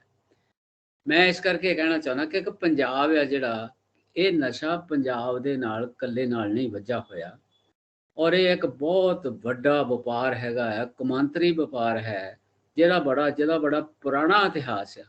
ਇਹ ਪਿੱਛੇ ਨੂੰ ਨਹੀਂ ਗਿਆ, ਇਹ ਵਪਾਰ ਅੱਗੇ ਹੀ ਅੱਗੇ ਜਾਂਦਾ ਰਿਹਾ। ਤੁਹਾਨੂੰ ਪਤਾ ਹੋਣਾ ਕਿ 27 ਜੂਨ ਹੈ ਜਿਹੜੀ, ਉਹ UNO ਨਸ਼ਿਆਂ ਦੇ ਵਿਰੋਧੀ ਦਿਨ ਮਨਾਉਂਦੀ ਹੈ। ਇਹ ਕੀ ਦੱਸਦਾ ਸਾਨੂੰ ਕਿ ਬਹੁਤ ਵੱਡਾ ਕੌਮਾਂਤਰੀ ਮਸਲਾ ਹੈ, ਜਿਸ ਕਰਕੇ ਦਿਨ ਪੂਰੇ ਸੰਸਾਰ ਦੇ ਵਿੱਚ ਮਨਾਇਆ ਜਾਂਦਾ ਹੈ। ਹੁਣ ਜਦੋਂ ਅਸੀਂ ਇਹਨੂੰ ਪਿੱਛੇ ਟਰੇਸ ਕਰਦੇ ਹਾਂ, ਇਹਦੇ ਵਿੱਚ ਦੋ ਚੀਜ਼ਾਂ ਕਿ ਇਹ ਛੋਟੇ ਜਿੱਦਾਂ ਕਿ ਇੱਕ ਜ਼ਿਲ੍ਹੇ 'ਚ ਕਿੰਨੇ ਫੜ ਲਏ, ਪੰਜਾਬ 'ਚੋਂ ਕਿੰਨੇ ਫੜ ਲਏ, ਕੋਈ ਅੰਦਰ ਦੇ ਤੇ 40,000 ਬੰਦਾ ਫੜ ਲਿਆ, ਇਸ ਤਰ੍ਹਾਂ ਦੀਆਂ ਗਿਣਤੀਆਂ ਸਾਡੇ ਕੋਲ ਆਉਂਦੀਆਂ ਰਹਿੰਦੀਆਂ। ਲੇਕਿਨ ਅੰਕੜੇ ਆਉਂਦੇ ਰਹਿੰਦੇ ਆ, ਔਰ ਉਹ ਪ੍ਰਾਪਤੀਆਂ ਵੀ ਹੁੰਦੀਆਂ ਇਹਨਾਂ ਦੀਆਂ, ਕੋਈ ਸਿਕਿਉਰਿਟੀ ਵਾਲਿਆਂ ਦੀਆਂ ਜਾਂ ਪੁਲਿਸ ਵਾਲਿਆਂ ਨੇ ਫੜ ਲਏ ਬੰਦੇ। ਲੇਕਿਨ ਇਹਦੇ 'ਚ ਕੰਪਨੀਆਂ ਇਨਵੋਲਵ ਨੇ। ਹੁਣ ਇੱਕ ਕਿਸਾਨ ਮੋਰਚੇ ਨੇ ਇੱਕ ਬਹੁਤ ਉਭਾਰ ਕੇ ਜਿਹੜਾ ਸਾਹਮਣੇ ਲੋਕਾਂ ਦੇ ਲੈ ਆਂਦਾ ਕਿ ਜਿਹਨੂੰ ਅਸੀਂ ਕਈ ਵਾਰੀ ਸਥਾਨਕ ਜਾਂ ਸਟੇਟ ਦਾ ਮਸਲਾ ਸਮਝਦੇ ਰਹੇ, ਉਹਨਾਂ ਨੇ ਇਦਾਂ ਐਕਸਪੋਜ਼ ਕਰ ਦਿੱਤਾ ਕਿ ਇਹ ਬੜਾ ਕੌਮਾਂਤਰੀ ਔਰ ਕਾਰਪੋਰੇਟ ਸੈਕਟਰ ਜਿਹੜਾ ਨਾ, ਕੌਮਾਂਤਰੀ ਕਾਰਪੋਰੇਟ ਆ, ਉਹਦੇ ਨਾਲ ਵੱਜਿਆ ਹੋਇਆ ਮਸਲਾ। ਇਸੇ ਤਰ੍ਹਾਂ ਹੀ ਜਿਹੜਾ ਨਸ਼ਿਆਂ ਦਾ ਮਸਲਾ ਵੀ ਹੈ ਨਾ, ਉਹ ਕਾਰਪੋਰੇਟ ਸੈਕਟਰ ਦੇ ਨਾਲ ਵੱਜਿਆ ਹੋਇਆ। ਔਰ ਇਹ ਕੌਮਾਂਤਰੀ ਕਾਰਪੋਰੇਟ ਸੈਕਟਰ ਜਿਹੜਾ ਨਾ ਇਸ ਨੂੰ ਚਲਾ ਰਿਹਾ ਹੈਗਾ, ਜਿਹਦੇ ਵਿੱਚ ਪੰਜਾਬ ਵੀ ਇੱਕ ਇਹਦਾ ਬੜਾ ਵੱਡਾ ਸ਼ਿਕਾਰ ਅਸੀਂ ਵੀ ਹੋਏ ਪਏ ਹਾਂ। ਸੋ ਇਸ ਕਰਕੇ ਜਾਨਾ ਜੀ, ਮੁਦਰਾ ਜਿਹੜੀ ਬੰਦਰਗਾਹ ਹੈਗੀ ਹੈ, ਉੱਥੇ ਕਿੱਡੇ ਵੱਡੀ ਖੇਪ ਫੜੀ ਗਈ ਔਰ ਉਸ ਤੋਂ ਬਾਅਦ ਪਤਾ ਹੀ ਨਹੀਂ ਲੱਗਿਆ ਕਿ ਉਹ ਕਿੱਥੇ ਗਿਆ ਜਾਂ ਕਿਹਦੇ ਖਿਲਾਫ ਕੇਸ ਹੋਇਆ, ਉਹ ਕਿੱਥੋਂ ਆਈ ਕਿੱਥੇ ਗਈ। ਉਹ ਇਸ ਕਰਕੇ ਕਿ ਬਈ ਉਹ ਇਹਨਾਂ ਦੇ ਵੱਸ 'ਚ ਨਹੀਂ ਹੈ ਕਿ ਜਿਸ ਪੱਧਰ ਦਾ ਵਪਾਰ ਹੋ ਰਿਹਾ ਕਿ ਉਹਨੂੰ ਰਜਿਸਟ ਕਰ ਸਕਣ। ਮੈਂ ਤੁਹਾਨੂੰ ਇਹ ਓਬਾਮਾ ਦਾ ਇੱਕ ਸਟੇਟਮੈਂਟ ਯਾਦ ਕਰਾਉਣਾ ਚਾਹੁੰਦਾ, ਸਾਰਿਆਂ ਨੂੰ ਯਾਦ ਹੀ ਹੋਣਾ ਜਿਹੜੇ ਨਸ਼ਿਆਂ ਨਾਲ ਡੀਲ ਕਰਦੇ ਆ ਜਾਂ ਉਹਨੂੰ ਸਟੱਡੀ ਕਰਦੇ ਆ। ਉਹਨੇ ਇਹ ਸਟੇਟਮੈਂਟ ਦਿੱਤੀ ਸੀ ਕਿ ਨਸ਼ਿਆਂ ਦੇ ਵਿਰੁੱਧ ਜੰਗ ਅਸੀਂ ਹਾਰ ਚੁੱਕੇ ਹਾਂ। ਜੇ ਐਡੇ ਵੱਡੇ ਸਾਮਰਾਜ ਦਾ ਹੈਡ ਆ ਜਿਹੜਾ, ਸਭ ਤੋਂ ਵੱਡੇ ਸਾਮਰਾਜ ਦਾ ਹੈਡ ਆ ਜਿਹੜਾ, ਜੇ ਉਹ ਇਹ ਗੱਲ ਨੂੰ ਤਸਲੀਮ ਕਰਦਾ ਕਿ ਅਸੀਂ ਜੰਗ ਹਾਰ ਚੁੱਕੇ ਹਾਂ, ਇਹਦਾ ਮਤਲਬ ਹੈ ਕਿ ਐਡਾ ਵੱਡਾ ਪਸਾਰ ਹੈ ਇਹਦਾ, ਔਰ ਕੌਮਾਂਤਰੀ ਵਪਾਰ ਦਾ ਐਡਾ ਵੱਡਾ ਪਸਾਰ ਹੈਗਾ ਆ ਜਿਹੜਾ ਉਹਨਾਂ ਦੇ ਕੰਟਰੋਲ 'ਚ ਨਹੀਂ ਹੈਗਾ। ਔਰ ਉਹਦੇ ਵਿੱਚ ਪੰਜਾਬ ਕਿੱਥੇ ਫਿੱਟ ਹੁੰਦਾ, ਉਹ ਸਾਨੂੰ ਆਪ ਲੱਭਣਾ ਪੈਣਾ ਕਿ ਅਸੀਂ ਕਿੱਥੇ ਆ, ਅਸੀਂ ਇਹਦੇ ਤੇ ਕਿੱਦਾਂ ਕੰਟਰੋਲ ਕਰ ਸਕਦੇ ਹਾਂ। ਔਰ ਮੈਂ ਤੁਹਾਨੂੰ ਇਹ ਦੱਸਣਾ ਚਾਹੁੰਦਾ ਕਿ ਇੱਕ ਸਟੇਜ ਸੀ, ਜਾਣੀ ਅਸੀਂ ਇਹ ਲਾ ਲਈਏ ਕਿ 19ਵੀਂ ਸਦੀ ਦੇ ਸ਼ੁਰੂ ਤੱਕ, ਹੈ ਨਾ, 19ਵੀਂ ਸਦੀ ਦੇ ਸ਼ੁਰੂ ਤੱਕ ਅਸੀਂ ਜੇ ਇਹਨੂੰ ਪਿੱਛੇ ਨੂੰ ਟਰੇਸ ਕਰੀਏ ਤਾਂ ਇਹ ਲੱਗਦਾ ਹੈ ਕਿ ਉਸ ਤੋਂ ਪਹਿਲਾਂ ਨਸ਼ਾ ਭਿਆਨਕ ਨਹੀਂ ਸੀ। ਭਿਆਨਕ ਹੋਣਾ ਉਦੋਂ ਸ਼ੁਰੂ ਹੋਇਆ ਔਰ ਉਸ ਤੋਂ ਬਾਅਦ ਫਿਰ ਇਹ ਜਾਨਲੇਵਾ ਹੋ ਗਿਆ। ਅੱਜ ਦੇ ਜ਼ਮਾਨੇ ਦੇ ਵਿੱਚ ਇਹ ਜਾਨਲੇਵਾ ਹੋ ਗਿਆ। ਔਰ ਉਹ ਤੋਂ ਪਹਿਲਾਂ ਨਸ਼ੇ ਨਹੀਂ ਸੀ। ਉਹ ਤੋਂ ਪਹਿਲਾਂ ਸਾਡੇ ਆਪਣੇ ਜੇ ਪ੍ਰਾਚੀਨ ਸਾਹਿਤ ਨੂੰ ਵੀ ਦੇਖੀਏ ਤਾਂ ਇਹ ਟਰੇਸ ਕਰਦਿਆਂ ਅਸੀਂ ਇੰਨੀ ਦੂਰ ਚਲੇ ਜਾਂਦੇ ਹਾਂ ਕਿ ਲਗਭਗ 6000 ਸਾਲ ਤੋਂ ਸਾਡੇ ਦੇਸ਼ ਦੇ ਵਿੱਚ ਨਸ਼ਿਆਂ ਦਾ ਸੇਵਨ ਹੁੰਦਾ ਸੀ, ਲੇਕਿਨ ਉਹ ਭਿਆਨਕ ਨਹੀਂ ਸੀਗਾ, ਹੈ ਨਾ। ਲੇਕਿਨ ਉਹ ਜਿਹੜਾ ਹੈ ਨਾ, ਉਹ ਜਾਤੀ ਲੈਵਲ ਤੇ ਸੀ ਜਾਂ ਮਤਲਬ ਕੁਝ ਲੋਕ, ਹਾਲਾਂਕਿ ਨਸ਼ਿਆਂ ਦੇ ਜਿਹੜੇ ਪੌਦੇ ਆ ਉਹਨਾਂ ਦੇ ਵਿਚਕਾਰ ਬੰਦਾ ਰਹਿ ਰਿਹਾ ਸੀਗਾ। ਜਿਹੜੇ ਬਨਸਪਤੀ ਹੈਗੀ ਹੈ, ਜਿਹ ਚ ਨਸ਼ਿਆਂ ਵਾਲੇ ਪੌਦੇ, ਜਿਹਨਾਂ ਨੂੰ ਨਸ਼ੇ ਵਾਲੀਆਂ ਬੂਟੀਆਂ ਹੈਗੀਆਂ ਜਿਹੜੀਆਂ, ਹਾਂ, ਉਹਨਾਂ ਵਿੱਚ ਰਹਿ ਰਿਹਾ ਸੀ। ਪਰ ਉਹ ਸਾਰੇ ਦਾ ਸਾਰਾ ਸਮਾਜ ਨਸ਼ੇੜੀ ਥੋੜ੍ਹਾ ਹੋ ਗਿਆ ਸੀਗਾ। ਉਹ ਨਸ਼ੇੜੀ ਕਿਉਂ ਨਹੀਂ ਹੋਇਆ? ਉਹਨਾਂ ਦੇ ਵਿੱਚ ਰਹਿੰਦਾ ਹੋਇਆ ਵੀ ਕਿਉਂ ਨਹੀਂ ਹੋਇਆ? ਬਹੁਤ ਟਾਵਾਂ ਕੋਈ ਹੁੰਦਾ ਸੀਗਾ, ਉਹਦੀਆਂ ਫਿਰ ਕਹਾਣੀਆਂ ਬਣ ਜਾਂਦੀਆਂ ਸੀਗੀਆਂ। ਮੈਂ ਤੁਹਾਨੂੰ ਇੱਕ ਬਹੁਤ ਹੀ ਇੰਟਰਸਟਿੰਗ ਜਿਹੜੀ ਨਾ ਪੰਜਾਬ ਦੀ ਬੋਲੀ ਸੁਣਾਉਣਾ, ਤੁਸੀਂ ਸੁਣ ਕੇ ਹੈਰਾਨ ਹੋ ਜਾਓਗੇ। ਔਰ ਪੰਜਾਬ ਦੀ ਬੋਲੀ ਮੈਂ ਉਹ ਲਿਖ ਕੇ ਰੱਖੀ ਹੋਈ ਹੈ, ਮੈਂ ਤੁਹਾਨੂੰ ਜ਼ਰੂਰ ਸੁਣਾਵਾਂ ਅੱਜ। ਉਹ ਬੋਲੀ ਕੀ ਕਹਿੰਦੀ ਆ? ਬੋਲੀ ਇਹ ਕਹਿੰਦੀ ਆ ਕਿ ਪੋਸਤਾ ਦਿਲ ਦੋਸਤਾ ਤੇਰਾ ਸੋਨੇ ਨਾਲ ਮੜਾਵਾਂ ਬੂਟਾ। ਪੋਸਤਾ ਦਿਲ ਦੋਸਤਾ ਤੇਰਾ ਸੋਨੇ ਨਾਲ ਮੜਾਵਾਂ ਬੂਟਾ, ਲੱਖ ਰੁਪਏ ਦੀ ਪੀਣਕ ਦਿੰਦਾ ਕਰੋੜ ਰੁਪਏ ਦਾ ਝੂਟਾ। ਇਹ ਸਾਡੇ ਪੰਜਾਬੀ ਦੀ ਇੱਕ ਬੋਲੀ ਹੈ ਜਿਹੜੀ ਆਮ ਹੀ ਜਾਣੀ ਚੱਲਦੀ ਸੀ। ਤਾਂ ਇਹ ਕਨਵੇ ਕੀ ਕਰਦੀ ਹੈ? ਇਹ ਸਾਡੇ ਜਿਹੜੇ ਸੱਭਿਆਚਾਰ ਚ ਲੁਕਾਈ ਚ ਪਿਆ ਸੀ ਜੋ ਕੁਝ, ਉਹਨੂੰ ਰਿਫਲੈਕਟ ਕਰਦੀ ਹੈ। ਉਹਨੂੰ ਰਿਫਲੈਕਟ ਕਰਦੀ ਆ ਕਿ ਜਿਹੜਾ ਨਸ਼ੇੜੀ ਸੀ ਉਹ ਇਹ ਸਮਝਦਾ ਸੀਗਾ ਕਿ ਜੀ ਮੈਂ ਬੜਾ ਮਜ਼ੇ ਚ ਆ, ਆਨੰਦ ਚ ਆ। ਆਨੰਦ ਉਹ ਕਿੰਨੇ ਕੁ ਲੋਕ ਹੁੰਦੇ ਸੀਗੇ, ਉਹਨਾਂ ਦੀਆਂ ਕਹਾਣੀਆਂ ਚੱਲਦੀਆਂ ਹੁੰਦੀਆਂ ਸੀਗਾ ਕਿ ਪਿੰਡ 'ਚ 1 ਜਾਂ 2 ਪੋਸਤੀ ਨਸ਼ੇੜੀ ਹੁੰਦੇ ਸੀ ਲੋਕ, ਹਨਾ। ਉਹ ਆਪ ਵੀ ਦੂਜਿਆਂ ਨੂੰ ਕਹਿੰਦੇ ਹੁੰਦੇ ਯਾਰ ਤੂੰ ਮੇਰੇ ਤੋਂ ਦੂਰ ਹੀ ਰਿਹਾ ਕਰ, ਹਨਾ, ਤੇ ਮੈਂ ਤਾਂ ਫਸ ਗਿਆ ਇਹਦੇ 'ਚ। ਲੇਕਿਨ ਇਹ ਜਦੋਂ ਇਹ ਜਦੋਂ ਵਪਾਰ ਦੀ ਚੀਜ਼ ਬਣੀ ਆ ਜੀ, ਜਦੋਂ ਇਹ ਮੁਨਾਫੇ ਦੀ ਚੀਜ਼ ਬਣੀ ਆ, ਇਹ ਭਿਆਨਕ ਉਦੋਂ ਬਣਨਾ ਸ਼ੁਰੂ ਹੋਇਆ ਜਦੋਂ ਅਸੀਂ ਪਿੱਛੇ ਨੂੰ ਥੋੜ੍ਹਾ ਜਿਹਾ ਜਾਈਏ। ਔਰ ਜਦੋਂ ਅਸੀਂ ਅਫੀਮ ਸਾਡੇ ਆਮ ਹੁੰਦੀ ਸੀ, ਡੋਡੇ ਲੋਕਾਂ ਨੇ ਆਮ ਵੇਚੇ ਹੁੰਦੇ ਸੀਗੇ। ਮੈਂ ਜਿਸ ਪਿੰਡ ਦੇ ਵਿੱਚ ਪੜ੍ਹਿਆ ਉਹਦੇ ਵਿੱਚ ਮੈਂ ਪੋਸਤ ਦੇ ਠੇਕੇ ਦੇਖੇ ਆ, ਔਰ ਉਹ ਠੇਕਾ ਆਮ ਚੱਲਦਾ ਸੀਗਾ। ਔਰ ਉਹ ਅਫੀਮ ਦੇ ਠੇਕੇ ਵੀ ਪਹਿਲਾਂ ਹੁੰਦੇ ਸੀ ਪੰਜਾਬ 'ਚ, ਹੁੰਦੇ ਸੀਗੇ। ਔਰ ਉਸ ਗਲੀ ਦੇ ਵਿੱਚੋਂ ਦੀ ਜਿਸ ਉਹ ਗਲੀ 'ਚ ਠੇਕਾ ਸੀ ਨਾ, ਉਹ ਆਮ ਤੌਰ ਤੇ ਲੋਕ ਅਵੋਇਡ ਕਰਦੇ ਸੀ ਵੀ ਇੱਧਰ ਦੀ ਨਹੀਂ ਜਾਣਾ, ਹਨਾ। ਉਹ ਥੋੜ੍ਹੇ ਜਿਹੇ ਬੰਦੇ ਜਿਨ੍ਹਾਂ ਨੂੰ ਲੋੜ ਹੁੰਦੀ ਸੀ ਉਹ ਕਰਦੇ ਜਾਂਦੇ ਹੁੰਦੇ ਸੀ। ਸੋ ਇਹ ਜਿਹੜਾ ਅਸੀਂ ਜਦੋਂ ਲਾਇਸੈਂਸ ਵੀ ਲਏ ਹੁੰਦੇ, ਲਾਇਸੈਂਸ ਮਿਲੇ ਹੁੰਦੇ ਸੀ ਨਾ ਲੋਕਾਂ ਨੂੰ, ਲਾਇਸੈਂਸ ਹੁੰਦੇ ਸੀਗੇ। ਲੇਕਿਨ ਜਿਹੜੀ ਗੱਲ ਨੂੰ ਅਸਲ 'ਚ ਐਕਸਪਲੇਨ ਕਰਨਾ ਚਾਹੁੰਦਾ ਹਾਂ ਕਿ ਜਦੋਂ ਅਫੀਮ ਤੋਂ ਮੋਰਫੀਨ ਬਣੀ ਆ, ਔਰ ਮੋਰਫੀਨ ਇਸ ਤਰ੍ਹਾਂ ਦੀ ਇੱਕ ਚੀਜ਼ ਆਈ ਸਿਹਤ ਹੈਲਥ ਸਰਵਿਸਿਜ਼ ਦੇ ਵਿੱਚ, ਜਿਹਨੂੰ ਡਾਕਟਰ ਕਹਿੰਦੇ ਸੀਗੇ ਕਿ ਜੀ ਕਮਾਲ ਹੋ ਗਈ ਆ, ਸਾਰੀਆਂ ਬਿਮਾਰੀਆਂ ਦਾ ਇਲਾਜ ਲੱਭ ਲਿਆ। ਔਰ ਇਹ ਬੜੀ ਫਾਇਦੇਮੰਦ ਸੀਗੀ ਚੀਜ਼। ਔਰ ਉਹ ਜਦੋਂ ਉਹ ਕਮਰਸ਼ੀਅਲ ਚੀਜ਼ ਜਾਨੀ ਉਹ ਜਿਹੜੀ ਚੀਜ਼ ਮਨੁੱਖ ਦੇ ਲਈ ਬਹੁਤ ਵਧੀਆ ਕੱਢੀ ਸੀ, ਇਨਵੈਂਸ਼ਨ ਹੋਈ ਸੀ, ਉਸ ਨੂੰ ਜਦੋਂ ਉਹਦੀ ਪ੍ਰੋਡਕਸ਼ਨ ਨੂੰ ਪ੍ਰਾਈਵੇਟ ਹੱਥਾਂ ਦੇ ਵਿੱਚ ਦੇ ਦਿੱਤਾ ਗਿਆ ਤਾਂ ਉਹ ਭਿਆਨਕ ਹੋ ਗਈ।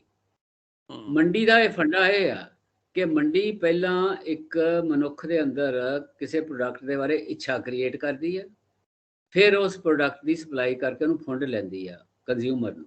ਔਰ ਇਸ ਤਰ੍ਹਾਂ ਜਦੋਂ ਉਹਦੀ ਪ੍ਰੋਡਕਸ਼ਨ ਜਦੋਂ ਪ੍ਰਾਈਵੇਟ ਹੱਥਾਂ 'ਚ ਚਲੀ ਗਈ ਤਾਂ ਫਿਰ ਉਹਨਾਂ ਨੂੰ ਖਪਤਕਾਰ ਜ਼ਿਆਦਾ ਚਾਹੀਦੇ ਹੁੰਦੇ ਆ ਮੁਨਾਫੇ ਦੇ ਵਾਸਤੇ। ਫਿਰ ਉਹਨਾਂ ਨੂੰ ਇੰਟਰੋਡਿਊਸ ਇੱਦਾਂ ਕਰਾਇਆ ਗਿਆ ਕਿ ਇਹ ਇੱਕ ਨਸ਼ੇ ਤੇ ਇਸ ਤਰ੍ਹਾਂ ਕਰਕੇ।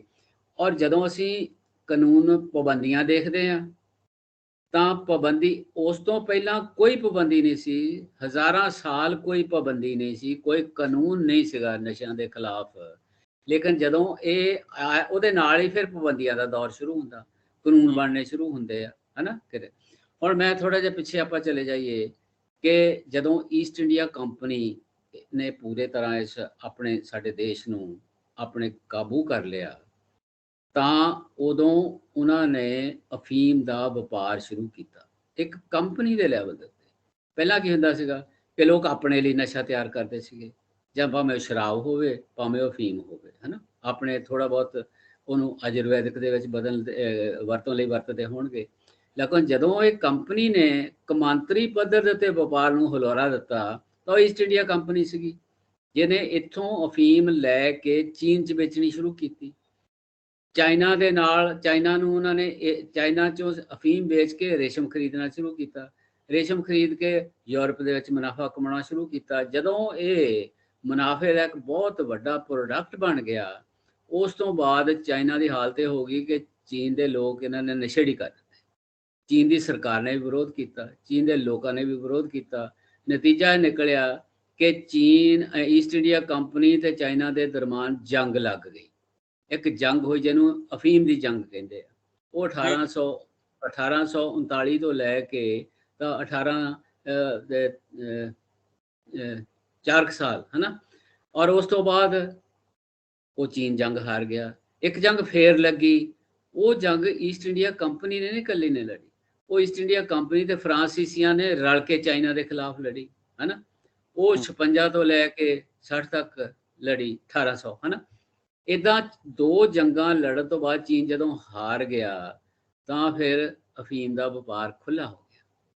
ਹੁਣ ਅਸੀਂ ਇਸ ਤੋਂ ਕੀ ਹੁੰਦਾ, ਈਸਟ ਇੰਡੀਆ ਕੰਪਨੀ ਨੇ ਤਾਂ ਪੱਕਾ ਸਟਾਫ ਰੱਖਿਆ ਹੋਇਆ ਸੀ ਜਿਹੜਾ ਇਹਨਾਂ ਦੇ ਰਾਜ ਖਤਮ ਹੋਣ ਤੱਕ ਉਹਨਾਂ ਦਾ ਰੈਗੂਲਰ EMPLOYE ਰਹੇ ਲੋਕ ਜਿਹੜੇ ਇਸ ਵਪਾਰ ਨੂੰ ਚਲਾਉਂਦੇ ਸੀ, ਜਿਹੜੇ ਇਸ ਵਪਾਰ ਨੂੰ ਚਲਾਉਂਦੇ ਸੀ। ਹੁਣ ਅਸੀਂ ਜਦੋਂ ਉਹਨੂੰ ਇਹ ਦੇਖਦੇ ਹਾਂ ਕਿ ਵਪਾਰ ਤਾਂ ਜਦੋਂ ਉਹਦੇ ਚੋਂ ਮੁਨਾਫਾ ਨਿਕਲਦਾ ਹੈ, ਜਿਹੜੀ ਚੀਜ਼ ਮੁਨਾਫਾ ਬਖਸ਼ ਹੋ ਜਾਵੇ ਉਹਨੂੰ ਪਾਬੰਦੀ ਲਾਉਣੀ ਜਿਹੜੀ ਹੈ ਨਾ, ਉੱਥੇ ਪਾਬੰਦੀਆਂ ਕੰਮ ਨਹੀਂ ਕਰਦੀਆਂ, ਹਨਾ। ਔਰ ਉਹ ਹੋਇਆ ਕਿ ਪਹਿਲਾਂ ਵਪਾਰ ਸ਼ੁਰੂ ਹੋਇਆ, ਫਿਰ ਜੰਗ ਲੱਗੀ, ਫਿਰ ਉਹ ਖੁੱਲਾ ਹੋ ਗਿਆ, ਫਿਰ ਵਪਾਰ ਖੁੱਲਾ ਹੋ ਗਿਆ, ਫਿਰ ਲਗਾਤਾਰ 49 ਤੱਕ ਚੀਨ ਕੁਛ ਨਹੀਂ ਕਰ ਸਕਿਆ ਉਸ ਵਪਾਰ ਦਾ, ਨਾ ਉਹ ਫੀਮ ਰੋਕ ਸਕਿਆ, ਨਾ ਉਹ ਵਪਾਰ ਰੋਕ ਸਕਿਆ। 90 ਸਾਲਾਂ ਤੋਂ ਬਾਅਦ ਜਦੋਂ ਉੱਥੇ ਕ੍ਰਾਂਤੀ ਹੋ ਗਈ, ਜਦੋਂ ਉੱਥੇ ਰਾਜ ਬਦਲ ਗਿਆ, ਤਾਂ ਫਿਰ ਉਹ ਚੀਨ ਜਿਹੜਾ ਬਿਲਕੁਲ ਨਸ਼ੇੜੀ ਬਣ ਚੁੱਕਾ ਸੀ, ਜਿਹੜੇ ਨਸ਼ੇੜੀਆਂ ਦੀ ਕੌਮ ਹੀ ਲਗਭਗ ਬਣੀ ਹੋਈ ਸੀਗੀ, ਉਹ ਆਪਣੇ ਆਪ ਨੂੰ ਠੀਕ ਇਸ ਨਸ਼ੇ ਚੋਂ ਕੱਢਣ 'ਚ ਕਾਮਯਾਬ ਹੋ ਗਏ। ਲੇਕਿਨ ਜੇ ਦੂਜੇ ਪਾਸੇ ਜਦੋਂ ਇਹ ਦੇਖਦੇ ਆ, ਓਬਾਮਾ ਵਰਗੇ ਇੱਕ ਸ਼ਕਤੀਸ਼ਾਲੀ ਦੇਸ਼ ਦਾ ਪ੍ਰਧਾਨ ਕਹਿੰਦਾ ਕਿ ਜੰਗ ਅਸੀਂ ਹਾਰ ਚੁੱਕੇ ਹਾਂ, ਉਹਨਾਂ ਨੇ ਜੰਗ ਜਿੱਤ ਲਈ। ਇਹਦਾ ਕਾਰਨ ਕੀ ਹੈ ਕਿ ਪਾਬੰਦੀਆਂ ਲਾਉਣ ਦੇ ਨਾਲ ਨਸ਼ਿਆਂ ਨੂੰ, ਅਫੀਮ ਨੂੰ, ਤਰ੍ਹਾਂ ਦੇ ਨਸ਼ਿਆਂ ਨੂੰ ਕਾਬੂ ਕੀਤਾ ਜਾ ਸਕਦਾ ਆ? ਉਹ ਨਹੀਂ ਕੀਤਾ ਜਾ ਸਕਦਾ ਜਿੰਨਾ ਚਿਰ ਉਹਦਾ ਆਲਟਰਨੇਟਿਵ ਤੁਹਾਡੇ ਕੋਲ ਕੋਈ ਨਹੀਂ ਹੈਗਾ। ਇੱਕ ਆਲਟਰਨੇਟਿਵ ਆਰਥਿਕ ਸਿਸਟਮ ਜਿੰਨਾ ਚਿਰ ਡਿਵੈਲਪ ਨਹੀਂ ਹੁੰਦਾ, ਉਹਨਾਂ ਚਿਰ ਕਾਨੂੰਨ ਆ ਜਿਹੜਾ ਜਿੰਨਾ ਮਰਜ਼ੀ ਸਖਤ ਕਰ ਲਓ, ਉਹਦੇ ਤੇ ਪਾਬੰਦੀ ਜਿਹੜੀ ਹੈ ਨਾ ਉਹ ਹਟਾਇਆ ਨਹੀਂ ਜਾ ਸਕਦਾ। ਇਸ ਕਰਕੇ ਵਾਅਦੇ ਕਰ ਰਹੇ ਆਪਾਂ ਨੇੜੇ ਵੀ ਦੇਖਦੇ ਹਾਂ, ਹਰਿਆਣੇ 'ਚ ਜਾਂ ਬਿਹਾਰ 'ਚ ਨਸ਼ਾਬੰਦੀ ਹੈ, ਗੁਜਰਾਤ ਨਸ਼ਾਬੰਦੀ ਹੈ, ਪਰ ਉੱਥੇ ਸਾਰਾ ਕੁਝ ਮਿਲਦਾ, ਉੱਥੇ ਮਿਲਦਾ ਹੈ। ਦੇਖੋ ਇਹ ਜਿੱਦਾਂ ਇਸ ਦੇਸ਼ ਦੇ, ਆਪਣੇ ਦੇਸ਼ ਦੇ ਵਿੱਚ ਪਹਿਲਾਂ ਹਰਿਆਣਾ 'ਚ ਵੀ ਨਸ਼ਾਬੰਦੀ ਹੋਈ ਸੀ, ਪਰ ਉੱਥੇ ਸਾਰਾ ਕੁਝ ਮਿਲਦਾ ਸੀਗਾ। ਹੁਣ ਵੀ ਜਿੱਦਾਂ ਗੁਜਰਾਤ ਨੂੰ ਵੀ ਕਹਿੰਦੇ ਆ ਕਿ ਵੀ ਜੀ ਉਹ ਨਸ਼ਾ ਮੁਕਤ ਹੈਗਾ ਹਰ ਚੀਜ਼ ਉੱਤੇ, ਲੇਕਿਨ ਇਹਦੀ ਹੋਰ ਪੁਰਾਣੀ ਸੀ ਕਿ 1856 ਦੇ ਵਿੱਚ ਅਮਰੀਕਾ ਨੇ ਸ਼ਰਾਬ ਤੇ ਪਾਬੰਦੀ ਲਾਤੀ, ਠੀਕ ਹੈ। ਲੇਕਿਨ ਹੋਇਆ ਕਿ 50 ਸਾਲਾਂ ਬਾਅਦ 1921 ਦੇ ਵਿੱਚ ਜਾ ਕੇ ਪਾਬੰਦੀ ਹਟਾ ਦਿੱਤੀ। ਇਸੇ ਤਰ੍ਹਾਂ ਸਾਡੇ ਜਦੋਂ ਪਹਿਲੀ ਪਾਬੰਦੀ ਲੱਗੀ ਹੈ ਉਹ 1 ਸਾਲ ਬਾਅਦ ਸ਼ੁਰੂ ਹੋਈ, 1857 ਦੇ ਵਿੱਚ ਇੱਥੇ ਨਸ਼ਿਆਂ ਤੇ ਪਾਬੰਦੀ ਲੱਗੀ ਸੀਗੀ। ਲੇਕਿਨ ਉਹ ਨਹੀਂ, ਉਹ ਮਤਲਬ ਕਿਸੇ ਵੀ ਦੇਸ਼ ਦੇ, ਅਮਰੀਕਾ ਦੇ ਵਿੱਚ ਜੇ ਪਾਬੰਦੀ ਲਾ ਕੇ ਉਹ ਕਹਿੰਦੇ ਸੀ ਇਹ ਸ਼ਰਾਬ ਮੁਕਤ ਦੇਸ਼ ਬਣਾਉਣਾ, ਇਸ ਕਰਕੇ ਉਹਨਾਂ ਨੇ ਕਾਨੂੰਨ ਬਣਾਤਾ ਕਿ ਅਸੀਂ ਸ਼ਰਾਬ ਦੇ ਉੱਤੇ ਪਾਬੰਦੀ ਲਾ ਦਿੱਤੀ ਆ, ਲੇਕਿਨ ਉਹ ਚੱਲੀ ਨਹੀਂ, ਹਟਾ ਦਿੱਤੀ 50 ਸਾਲਾਂ ਤੋਂ ਬਾਅਦ ਜਾ ਕੇ। ਇਸੇ ਤਰ੍ਹਾਂ ਪਾਬੰਦੀ ਦਾ ਮਤਲਬ ਕੀ ਹੈ, ਜੋ ਮੇਰੀ ਗੱਲ ਸਮਝ ਆਉਂਦੀ ਆ ਕਿ ਜਦੋਂ ਤੁਹਾਡੇ ਕੋਲ ਪ੍ਰੋਡਕਟ ਥੋੜਾ ਆ, ਤੁਸੀਂ ਮੁਨਾਫਾ ਜ਼ਿਆਦਾ ਕਮਾਉਣਾ ਚਾਹੁੰਦੇ ਆ, ਉਹਦੇ ਤੇ ਕਾਨੂੰਨੀ ਪਾਬੰਦੀ ਲਾ ਦਿਓ ਤਾਂ ਕਿ ਚੋਰੀ ਛਿਪੇ ਫਿਰ ਉਹ ਮਹਿੰਗੇ ਭਾਅ ਤੇ ਲੋਕ ਖਰੀਦਣਗੇ, ਹਨਾ। ਫਿਰ ਉਹਦਾ ਰੇਟ ਵੱਧ ਜਾਂਦਾ। ਜਿੰਨਾ ਤੁਸੀਂ ਕਾਨੂੰਨ ਸਖਤ ਕਰਦੇ ਜਾਓਗੇ, ਨਸ਼ੇ ਦੀ ਕੀਮਤ ਵੱਧਦੀ ਜਾਏਗੀ। ਉਹ ਕਹਿੰਦਾ ਯਾਰ ਹੁਣ ਪਾਬੰਦੀ ਬਹੁਤ ਜ਼ਿਆਦਾ, ਫਟਾਫਟ ਕਰ, ਜਿਹੜੀ 10 ਰੁਪਏ ਦੀ ਚੀਜ਼ ਹੈ 100 ਰੁਪਏ ਦੀ। ਪੰਜਾਬ 'ਚ ਦੇਖੋ ਅੱਜ 2 ਸਾਲ ਪਹਿਲਾਂ ਜਦੋਂ ਇੱਕ ਵਾਰੀ ਲੋਕ ਬੜੇ ਉੱਠੇ ਸੀ ਨਸ਼ਿਆਂ ਦੇ ਖਿਲਾਫ, ਜਦੋਂ ਬਹੁਤ ਜ਼ਿਆਦਾ ਵੱਧ ਗਏ ਸੀ ਤੇ ਓਵਰਡੋਜ਼ ਨਾਲ ਨੌਜਵਾਨ ਬਹੁਤ ਮਰਨ ਲੱਗ ਗਏ ਸੀ ਤੇ ਪਿੰਡਾਂ ਵਿੱਚ ਲੋਕਾਂ ਨੇ ਪਹਿਰੇ ਲਾਉਣੇ ਸ਼ੁਰੂ ਕੀਤੇ ਸੀ, ਤਾਂ ਉਸ ਸਮੇਂ ਵੀ ਪੰਜਾਬ 'ਚ ਜਿਹੜੇ ਨਸ਼ੇ ਸੀਗੇ, ਜਦੋਂ ਲੋਕ ਪਿੰਡਾਂ 'ਚ ਵੜਨੇ ਸੀ ਦਿੰਦੇ ਤਾਂ ਮਹਿੰਗੇ ਹੋ ਗਏ ਸੀ। ਬਿਲਕੁਲ ਇਹੀ ਆ, ਪਾਬੰਦੀ ਜਿਹੜੀ ਆ ਨਾ ਉਹ ਚੀਜ਼ ਦਾ ਭਾਅ ਵਧਾਉਂਦੀ ਆ, ਉਹਨੂੰ ਖਤਮ ਨਹੀਂ ਕਰਦੀ। ਨਸ਼ੇ ਦੇ ਮਾਮਲੇ 'ਚ ਮੈਂ ਗੱਲ ਕਰ ਰਿਹਾ ਹਨਾ। ਉਹਦਾ ਆਲਟਰਨੇਟਿਵ ਕੀ ਹੈਗਾ ਆ? ਕਿਉਂ ਨਸ਼ਾ ਵੇਚਿਆ ਜਾਂਦਾ, ਨਾਲੇ ਕਿਸ ਤਰ੍ਹਾਂ ਦਾ ਵੇਚਿਆ ਜਾਂਦਾ? ਇੱਕ ਹੈਗਾ ਥੋਕ ਦਾ ਵਪਾਰ ਜਿਹੜਾ ਕੰਪਨੀਆਂ ਦੇ ਲੈਵਲ ਦੇ ਉੱਤੇ ਹੋ ਰਿਹਾ।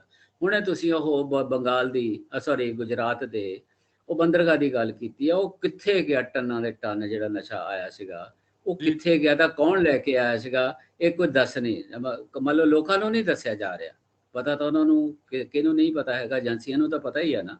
ਲੇਕਿਨ ਇਹ ਜਿਹੜਾ ਇਸ ਲੈਵਲ ਦੇ ਉੱਤੇ ਨਸ਼ਾ ਆਉਂਦਾ ਆ, ਉਹ ਥੱਲੇ ਤੱਕ ਜਿਹੜਾ ਜਦੋਂ ਅਸੀਂ ਕਹਿੰਦੇ ਇਹਦੇ ਤੇ ਪਾਬੰਦੀ ਜਾਂ ਅਸੀਂ ਇਹਨੂੰ ਰੋਕ ਦੇਵਾਂਗੇ, ਉਹ ਨਸ਼ੇੜੀਆਂ ਨੂੰ ਫੜ ਲੈਂਦੇ। ਨਸ਼ੇੜੀਆਂ ਨੂੰ ਉਹਨਾਂ ਨੂੰ ਫੜ ਲੈਂਦੇ ਜਿਹੜਾ ਆਪਣਾ ਨਸ਼ਾ ਪੂਰਾ ਕਰਨ ਦੇ ਲੱਗੇ ਵੇਚ ਵੀ ਦਾ ਥੋੜੀ ਬਹੁਤ, ਉਹ ਵੇਚ ਕੇ ਆਪਣਾ ਨਸ਼ਾ ਪੂਰਾ ਕਰਦਾ ਆ। ਉਹ ਕਿੱਥੋਂ ਲੈਂਦਾ ਆ, ਉਹਨੂੰ ਕੌਣ ਦਿੰਦਾ, ਉਹ ਸਪਲਾਈ ਕੌਣ ਕਰ ਰਿਹਾ, ਉਹਦੇ ਪਿੱਛੇ ਕੌਣ ਆ, ਉਹਨਾਂ ਨੂੰ ਨਹੀਂ ਫੜਦੇ। ਉਹਨਾਂ ਦੇ ਅੱਗੋਂ ਲਿੰਕ ਕੌਮਾਂਤਰੀ ਲੈਵਲ ਦੇ ਉੱਤੇ ਬਣੇ ਹੋਏ ਆ, ਜਿੱਥੋਂ ਆਉਂਦੀ ਆ। ਮੈਨੂੰ ਪਤਾ ਕਿ 1920 ਇਹ ਵੀ ਆਪਾਂ ਦੇਖੀਏ ਅਫਗਾਨਿਸਤਾਨ 'ਚ ਤੁਸੀਂ ਦੇਖੋ ਕਿ ਪਿਛਲੇ ਸਮੇਂ 'ਚ ਕਿੰਨਾ ਜ਼ਿਆਦਾ ਉਹ ਖੇਤੀ ਵਧੀ ਹੈ ਉੱਥੇ ਅਫੀਮ ਦੀ, ਔਰ ਉਹਦੇ ਤੋਂ ਹੈਰੋਇਨ ਉਹਨਾਂ ਨੇ ਬਣਾਉਣ ਦੇ ਲਈ ਆਪਣੀਆਂ ਹੀ ਉੱਥੇ ਲੈਬਸ ਬਣਾ ਲਈਆਂ ਹੋਈਆਂ ਉਸ ਏਰੀਏ ਦੇ ਵਿੱਚ ਜਿੱਥੇ ਅਫੀਮ ਦੀ ਖੇਤੀ ਹੁੰਦੀ ਹੈ। ਠੀਕ, ਮੈਂ ਇੱਕ ਪੁਆਇੰਟ ਹੋਰ ਕਰਕੇ ਨੇ ਇਸੇ ਵੱਲ ਹੀ ਆਉਣਾ ਆ ਕਿ ਇਹ 2014 ਦੀ ਗੱਲ ਆ। ਹਾਂਜੀ, ਪੰਜਾਬ ਪੁਲਿਸ ਨੇ 6 ਨਾਈਜੀਰੀਅਨ ਨੂੰ ਫੜ ਲਿਆ ਜਾ ਕੇ ਦਿੱਲੀੋਂ ਨਸ਼ੇ ਦੇ ਸੰਬੰਧ 'ਚ। ਉਹਨਾਂ ਨੇ ਜੋ ਐਕਸਪਲੇਨ ਕੀਤਾ ਨਾ ਉਹ ਹੈਰਾਨੀਜਨਕ ਸੀਗਾ। ਉਹ ਕਹਿੰਦੇ ਕਿ ਅਸੀਂ ਇਹ ਨਸ਼ਾ ਲੈ ਕੇ ਆਉਂਦੇ ਹੈਗੇ ਆ ਜਾਂ ਜੰਮੂ ਕਸ਼ਮੀਰ ਦੇ ਤੋਂ ਜਾਂ ਪੰਜਾਬ ਦੇ ਰਸਤਿਓਂ ਅੰਦਰ ਆਉਂਦਾ ਇਹ, ਉੱਥੋਂ ਚੁੱਕ ਕੇ ਫਿਰ ਉਹ ਅਫਰੀਕਨ ਦੇਸ਼ਾਂ ਤੱਕ ਪਹੁੰਚਾਉਂਦੇ ਸੀਗੇ। ਇੱਥੋਂ ਦੀਆਂ ਉਹਨਾਂ ਸਟੇਟਾਂ 'ਚ ਪਹੁੰਚਾਉਂਦੇ ਸੀਗੇ ਜਿੱਥੇ ਜਿਹੜੇ ਸਮਝਿਆ ਜਾਂਦਾ ਸੀ ਵੀ ਇਹ ਨਸ਼ਾ ਮੁਕਤ ਏਰੀਏ ਹੈਗੇ, ਉੱਥੇ ਉਹਨਾਂ ਮਤਲਬ ਰੌਲਾ ਰੱਪਾ ਨਹੀਂ ਸੀਗਾ। ਪਹਿਲਾਂ ਕੀ ਸੀਗਾ ਕਿ ਪੰਜਾਬ ਜਿਹੜਾ ਇੱਕ ਲਾਂਘਾ ਸੀ ਨਸ਼ੇ ਦਾ, ਇੱਥੋਂ ਦੀ ਲੰਘ ਕੇ ਦੂਸਰੀਆਂ ਸਟੇਟਾਂ ਨੂੰ, ਦੂਸਰੇ ਦੇਸ਼ਾਂ ਨੂੰ ਨਸ਼ਾ ਜਿਹੜਾ ਨਾ ਉਹ ਵੀ ਜਾਂਦਾ ਸੀਗਾ, ਜਿਹੜਾ ਕਿ ਨਾਈਜੀਰੀਅਨਸ ਨੇ ਇਹ ਸਾਬਤ ਕਰ ਦਿੱਤਾ ਕਿ ਹਾਂ ਇੱਥੋਂ ਦੀ ਲੰਘ ਕੇ ਆਉਂਦਾ ਸੀਗਾ। ਹੁਣ ਤੁਸੀਂ ਜਿਹੜੀ ਅਫਗਾਨਿਸਤਾਨ ਦੀ ਗੱਲ ਕੀਤੀ ਆ, ਉਹ ਸਾਡੇ ਦੇਸ਼ ਦੇ ਦੋਹੀਂ ਪਾਸੇ, ਪੂਰਬ ਦੇ ਵਿੱਚ ਵੀ ਤੇ ਪੱਛਮ ਦੇ ਵਿੱਚ ਵੀ, ਦੁਨੀਆ ਦਾ 80% ਜਿਹੜਾ ਨਸ਼ਾ ਨਾ ਉਹ ਇਹ ਦੋ ਥਾਂ ਤੇ ਹੁੰਦਾ ਹੈ। ਔਰ ਸਮਗਲਰ ਹੈ ਜਿਹੜੇ, ਉਹ ਜਿਹੜਾ ਸਾਡੇ ਪੱਛਮ ਦੇ ਵਿੱਚ ਹੈਗਾ ਉਹਨੂੰ ਤਾਂ ਉਹ ਕਹਿੰਦੇ ਕਿ ਜੀ ਇਹ ਗੋਲਡਨ ਟ੍ਰਾਇੰਗਲ ਹੈਗੇ ਆ, ਜਿਹ 'ਚ ਪਾਕਿਸਤਾਨ, ਅਫਗਾਨਿਸਤਾਨ ਤੇ ਈਰਾਨ ਹੈ। ਔਰ ਦੂਜੇ ਪਾਸੇ ਜਿਹੜਾ ਉਹਦਾ ਨਾਂ ਦਿੱਤਾ ਹੋਇਆ ਗੋਲਡਨ ਕ੍ਰਿਸੈਂਟ, ਉਹਦੇ 'ਚ ਹੈਗਾ ਥਾਈਲੈਂਡ, ਬਰਮਾ ਤੇ ਲਾਓਸ। ਇਹ ਦੋ ਥਾਂ ਐਸੀਆਂ ਜਿੱਥੇ ਦੁਨੀਆ ਭਰ ਦਾ ਸਾਰਾ ਨਸ਼ਾ ਜਿਹੜਾ ਸੁੱਕਾ ਨਸ਼ਾ, ਜਿੱਥੋਂ ਅਸੀਂ ਅਫੀਮ ਤੋਂ ਜਿਹੜਾ ਪੈਦਾ ਹੁੰਦਾ ਆ, ਉਹ ਇੱਥੇ ਪੈਦਾ ਹੁੰਦਾ। ਇੱਥੋਂ ਦੀ ਪ੍ਰੋਡਕਸ਼ਨ ਇੱਥੇ ਹੁੰਦੀ ਹੈ, 80% ਇੱਥੇ ਪ੍ਰੋਡਕਸ਼ਨ ਹੁੰਦੀ ਆ। ਔਰ ਉਹ ਉੱਥੋਂ ਚੱਲਣਾ ਉਹਨੇ ਦੁਨੀਆ 'ਚ ਫੈਲਣਾ ਹੈ, ਕਿਉਂਕਿ ਇਹ ਪਾਬੰਦੀ ਦਾ ਇੱਕ ਕੀਤਾ ਹੋਇਆ ਵਿੱਚ ਇੰਪ੍ਰੈਸ਼ਨ ਕ੍ਰੀਏਟ ਕੀਤਾ ਹੋਇਆ ਕਿ ਬੜੀ ਪਾਬੰਦੀ ਆ, ਇਹ ਅੰਦਰ ਖਾਤੇ ਜਾਂ ਇਹ ਮਤਲਬ ਬਾਰਡਰ ਕ੍ਰਾਸ ਕਿਵੇਂ ਹੁੰਦਾ ਹੈਗਾ, ਇਹ ਵੱਖਰੀਆਂ ਗੱਲਾਂ, ਤਰੀਕੇ ਕਿਹੜੇ ਅਖਤਿਆਰ ਕੀਤੇ ਜਾਂਦੇ ਆ। ਲੇਕਿਨ ਜੇ ਇੱਥੋਂ ਜਦੋਂ ਇਹ ਸ਼ੁਰੂ ਹੋਇਆ, ਉਦੋਂ ਪੰਜਾਬ 'ਚ ਨਸ਼ੇੜੀ ਇੱਦਾਂ ਨਹੀਂ ਸਨ। ਇਹ ਸਿਰਫ ਇੱਕ ਲਾਂਘਾ ਸੀ, ਪੰਜਾਬ ਇੱਕ ਲਾਂਘਾ ਸੀਗਾ ਜਿੱਥੋਂ ਦੀ ਜਾ ਕੇ ਹੋਰਾਂ ਪਾਸਿਆਂ ਨੂੰ ਇਹ ਨਸ਼ਾ ਇੱਥੋਂ ਨਿਕਲਦਾ ਸੀ। ਲੇਕਿਨ ਜਿਹੜਾ ਵਪਾਰ ਕਰਦਾ, ਜਿਹਨੂੰ ਮੁਨਾਫਾ ਚਾਹੀਦਾ, ਉਹਨੇ ਪੰਜਾਬ ਦੇ ਵਿੱਚ ਵੀ ਕੰਜ਼ਿਊਮਰ ਪੈਦਾ ਕੀਤੇ। ਜਿੱਦਾਂ ਮੈਂ ਪਹਿਲਾਂ ਕਿਹਾ ਕਿ ਮਾਰਕੀਟ ਦਾ ਇੱਕ ਫੰਡਾ ਆ ਕਿ ਪਹਿਲਾਂ ਉਹ ਇੱਛਾ ਪੈਦਾ ਕਰਦਾ ਹੈ ਬੰਦੇ ਦੇ ਅੰਦਰ ਉਸ ਪ੍ਰੋਡਕਟ ਦੀ, ਫਿਰ ਉਸ ਪ੍ਰੋਡਕਟ ਦੀ ਜਿਹੜੀ ਨਾ ਉਹ ਸਪਲਾਈ ਸ਼ੁਰੂ ਕਰਦਾ ਹੈ। ਇਸ ਕਰਕੇ ਇਹ ਏਰੀਆ ਜਿਹੜਾ ਸਾਡੇ ਦੋਹੀਂ ਪਾਸੇ ਨਸ਼ੇ ਪੈਦਾ ਕਰਨ ਵਾਲਾ ਇੱਕ ਏਰੀਆ ਹੈਗਾ ਆ, ਜਿਹਦੇ ਸ਼ਿਕਾਰ ਅਸੀਂ ਵਿੱਚੋਂ ਪੰਜਾਬ ਦੇ ਲੋਕ ਵੀ ਇਹਦੇ ਸ਼ਿਕਾਰ ਹੋ ਗਏ।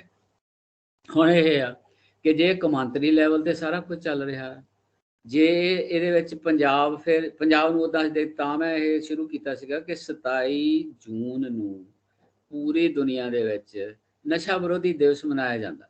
ਇਸ ਕਰਕੇ ਪੂਰੀ ਦੁਨੀਆ ਦੀ ਲਪੇਟ ਵਿੱਚ ਹੈਗੀ ਹੈ। ਔਰ ਉਹ ਪੂਰੀ ਦੁਨੀਆ ਦੇ ਵਿੱਚ ਜਿਹੜਾ ਇਹ ਨਸ਼ਿਆਂ ਦੇ ਵਪਾਰੀ ਜਿਹੜੇ ਆ ਉਹ ਕੌਮਾਂਤਰੀ ਵਪਾਰੀ ਨੇ। ਔਰ ਕੌਮਾਂਤਰੀ ਵਪਾਰੀ ਮੈਂ ਕਾਰਪੋਰੇਟ ਲੈਵਲ ਉੱਤੇ, ਤੇ ਜਿਸ ਤਰ੍ਹਾਂ ਕਿ ਈਸਟ ਇੰਡੀਆ ਕੰਪਨੀ ਵਰਗੀਆਂ ਕੰਪਨੀਆਂ ਅਫੀਮ ਦਾ ਵਪਾਰ ਕਰਦੀਆਂ ਆ, ਤਾਂ ਇਦਾਂ ਹੁਣ ਤਾਂ ਉਹ ਬਹੁਤ ਵੋਲੀਅਮ ਉਹਦਾ ਬਹੁਤ ਵੱਡਾ ਹੋ ਗਿਆ। ਵੈਸੇ ਵੀ ਚਾਹਨਾ ਤੁਸੀਂ, ਤੁਹਾਡੇ ਯਾਦ ਹੋਏਗਾ ਪਿੱਛੇ 6-7 ਮਹੀਨੇ ਕਿ ਸਾਲ ਹੀ ਹੋ ਗਿਆ, ਕਿ ਜਦੋਂ ਕੈਨੇਡਾ ਦੀ ਜਿਹੜੀ ਪੁਲਿਸ ਸੀਗੀ ਉਹਨਾਂ ਨੇ ਇੱਕ ਕਮਾਂਤਰੀ ਜਿਹੜਾ ਰੈਕਟ ਫੜਿਆ ਸੀਗਾ, ਜਿਹੜਾ ਅਫਰੀਕਾ ਇੱਧਰ ਸਾਰੇ ਕੰਟਰੀ 'ਚ ਹੋ ਕੇ ਤੇ ਕਿੱਦਾਂ ਨਸ਼ਾ ਇੱਥੇ ਪਹੁੰਚਦਾ ਸੀਗਾ, ਕਿਉਂਕਿ ਇੱਧਰ ਯੂਰਪ ਦੇ ਵਿੱਚ ਵੀ ਤਾਂ ਉਹ ਨਸ਼ਾ ਉਧਰੋਂ ਹੀ ਆਉਂਦਾ ਨਾ। ਜੀ ਜੀ ਬਿਲਕੁਲ ਬਿਲकुल। ਔਰ ਇਹ ਇਸ ਕਰਕੇ ਇਹ ਨਸ਼ਿਆਂ ਦੇ ਉੱਤੇ ਪਾਬੰਦੀ ਦੇ ਨਾਲ ਨਸ਼ਾ ਖਤਮ ਹੋ ਜਾਏਗਾ। ਇਹ ਮਾਮਲਾ ਤਾਂ ਬੜਾ ਕਲੀਅਰ ਹੋ ਗਿਆ। ਪਾਬੰਦੀ ਸਖਤ ਤੋਂ ਸਖਤ ਕਰਕੇ ਦੇਖ ਲਈ ਆ। ਜਿੱਦਾਂ ਹੁਣ ਅਸੀਂ ਆਪਣੇ ਦੇਸ਼ 'ਚ ਹੀ ਦੇਖੀਏ ਕਿ ਪਹਿਲਾ ਕਾਨੂੰਨ 1857 'ਚ ਬਣਿਆ, ਹਾਂਜੀ, ਉਸ ਤੋਂ ਬਾਅਦ 30 'ਚ ਬਣਿਆ, ਫਿਰ ਉਸ ਤੋਂ ਬਾਅਦ 69 ਦੇ ਵਿੱਚ, ਫਿਰ ਉਸ ਤੋਂ ਬਾਅਦ 85 ਦੇ ਵਿੱਚ। ਲੇਕਿਨ ਹੋਇਆ ਕੀ ਅਸੀਂ ਇਹ ਦੇਖ ਰਹੇ ਹਾਂ ਕਿ ਜਦੋਂ ਅਸੀਂ ਕਾਨੂੰਨਨ ਸਖਤੀ ਕੀਤੀ ਆ ਤਾਂ ਉਹਦੇ 'ਚ ਕੋਈ ਕਮੀ ਆਈ ਹੈ? ਇਹ ਤਾਂ ਲੱਗਦਾ ਨਹੀਂ ਹੈ।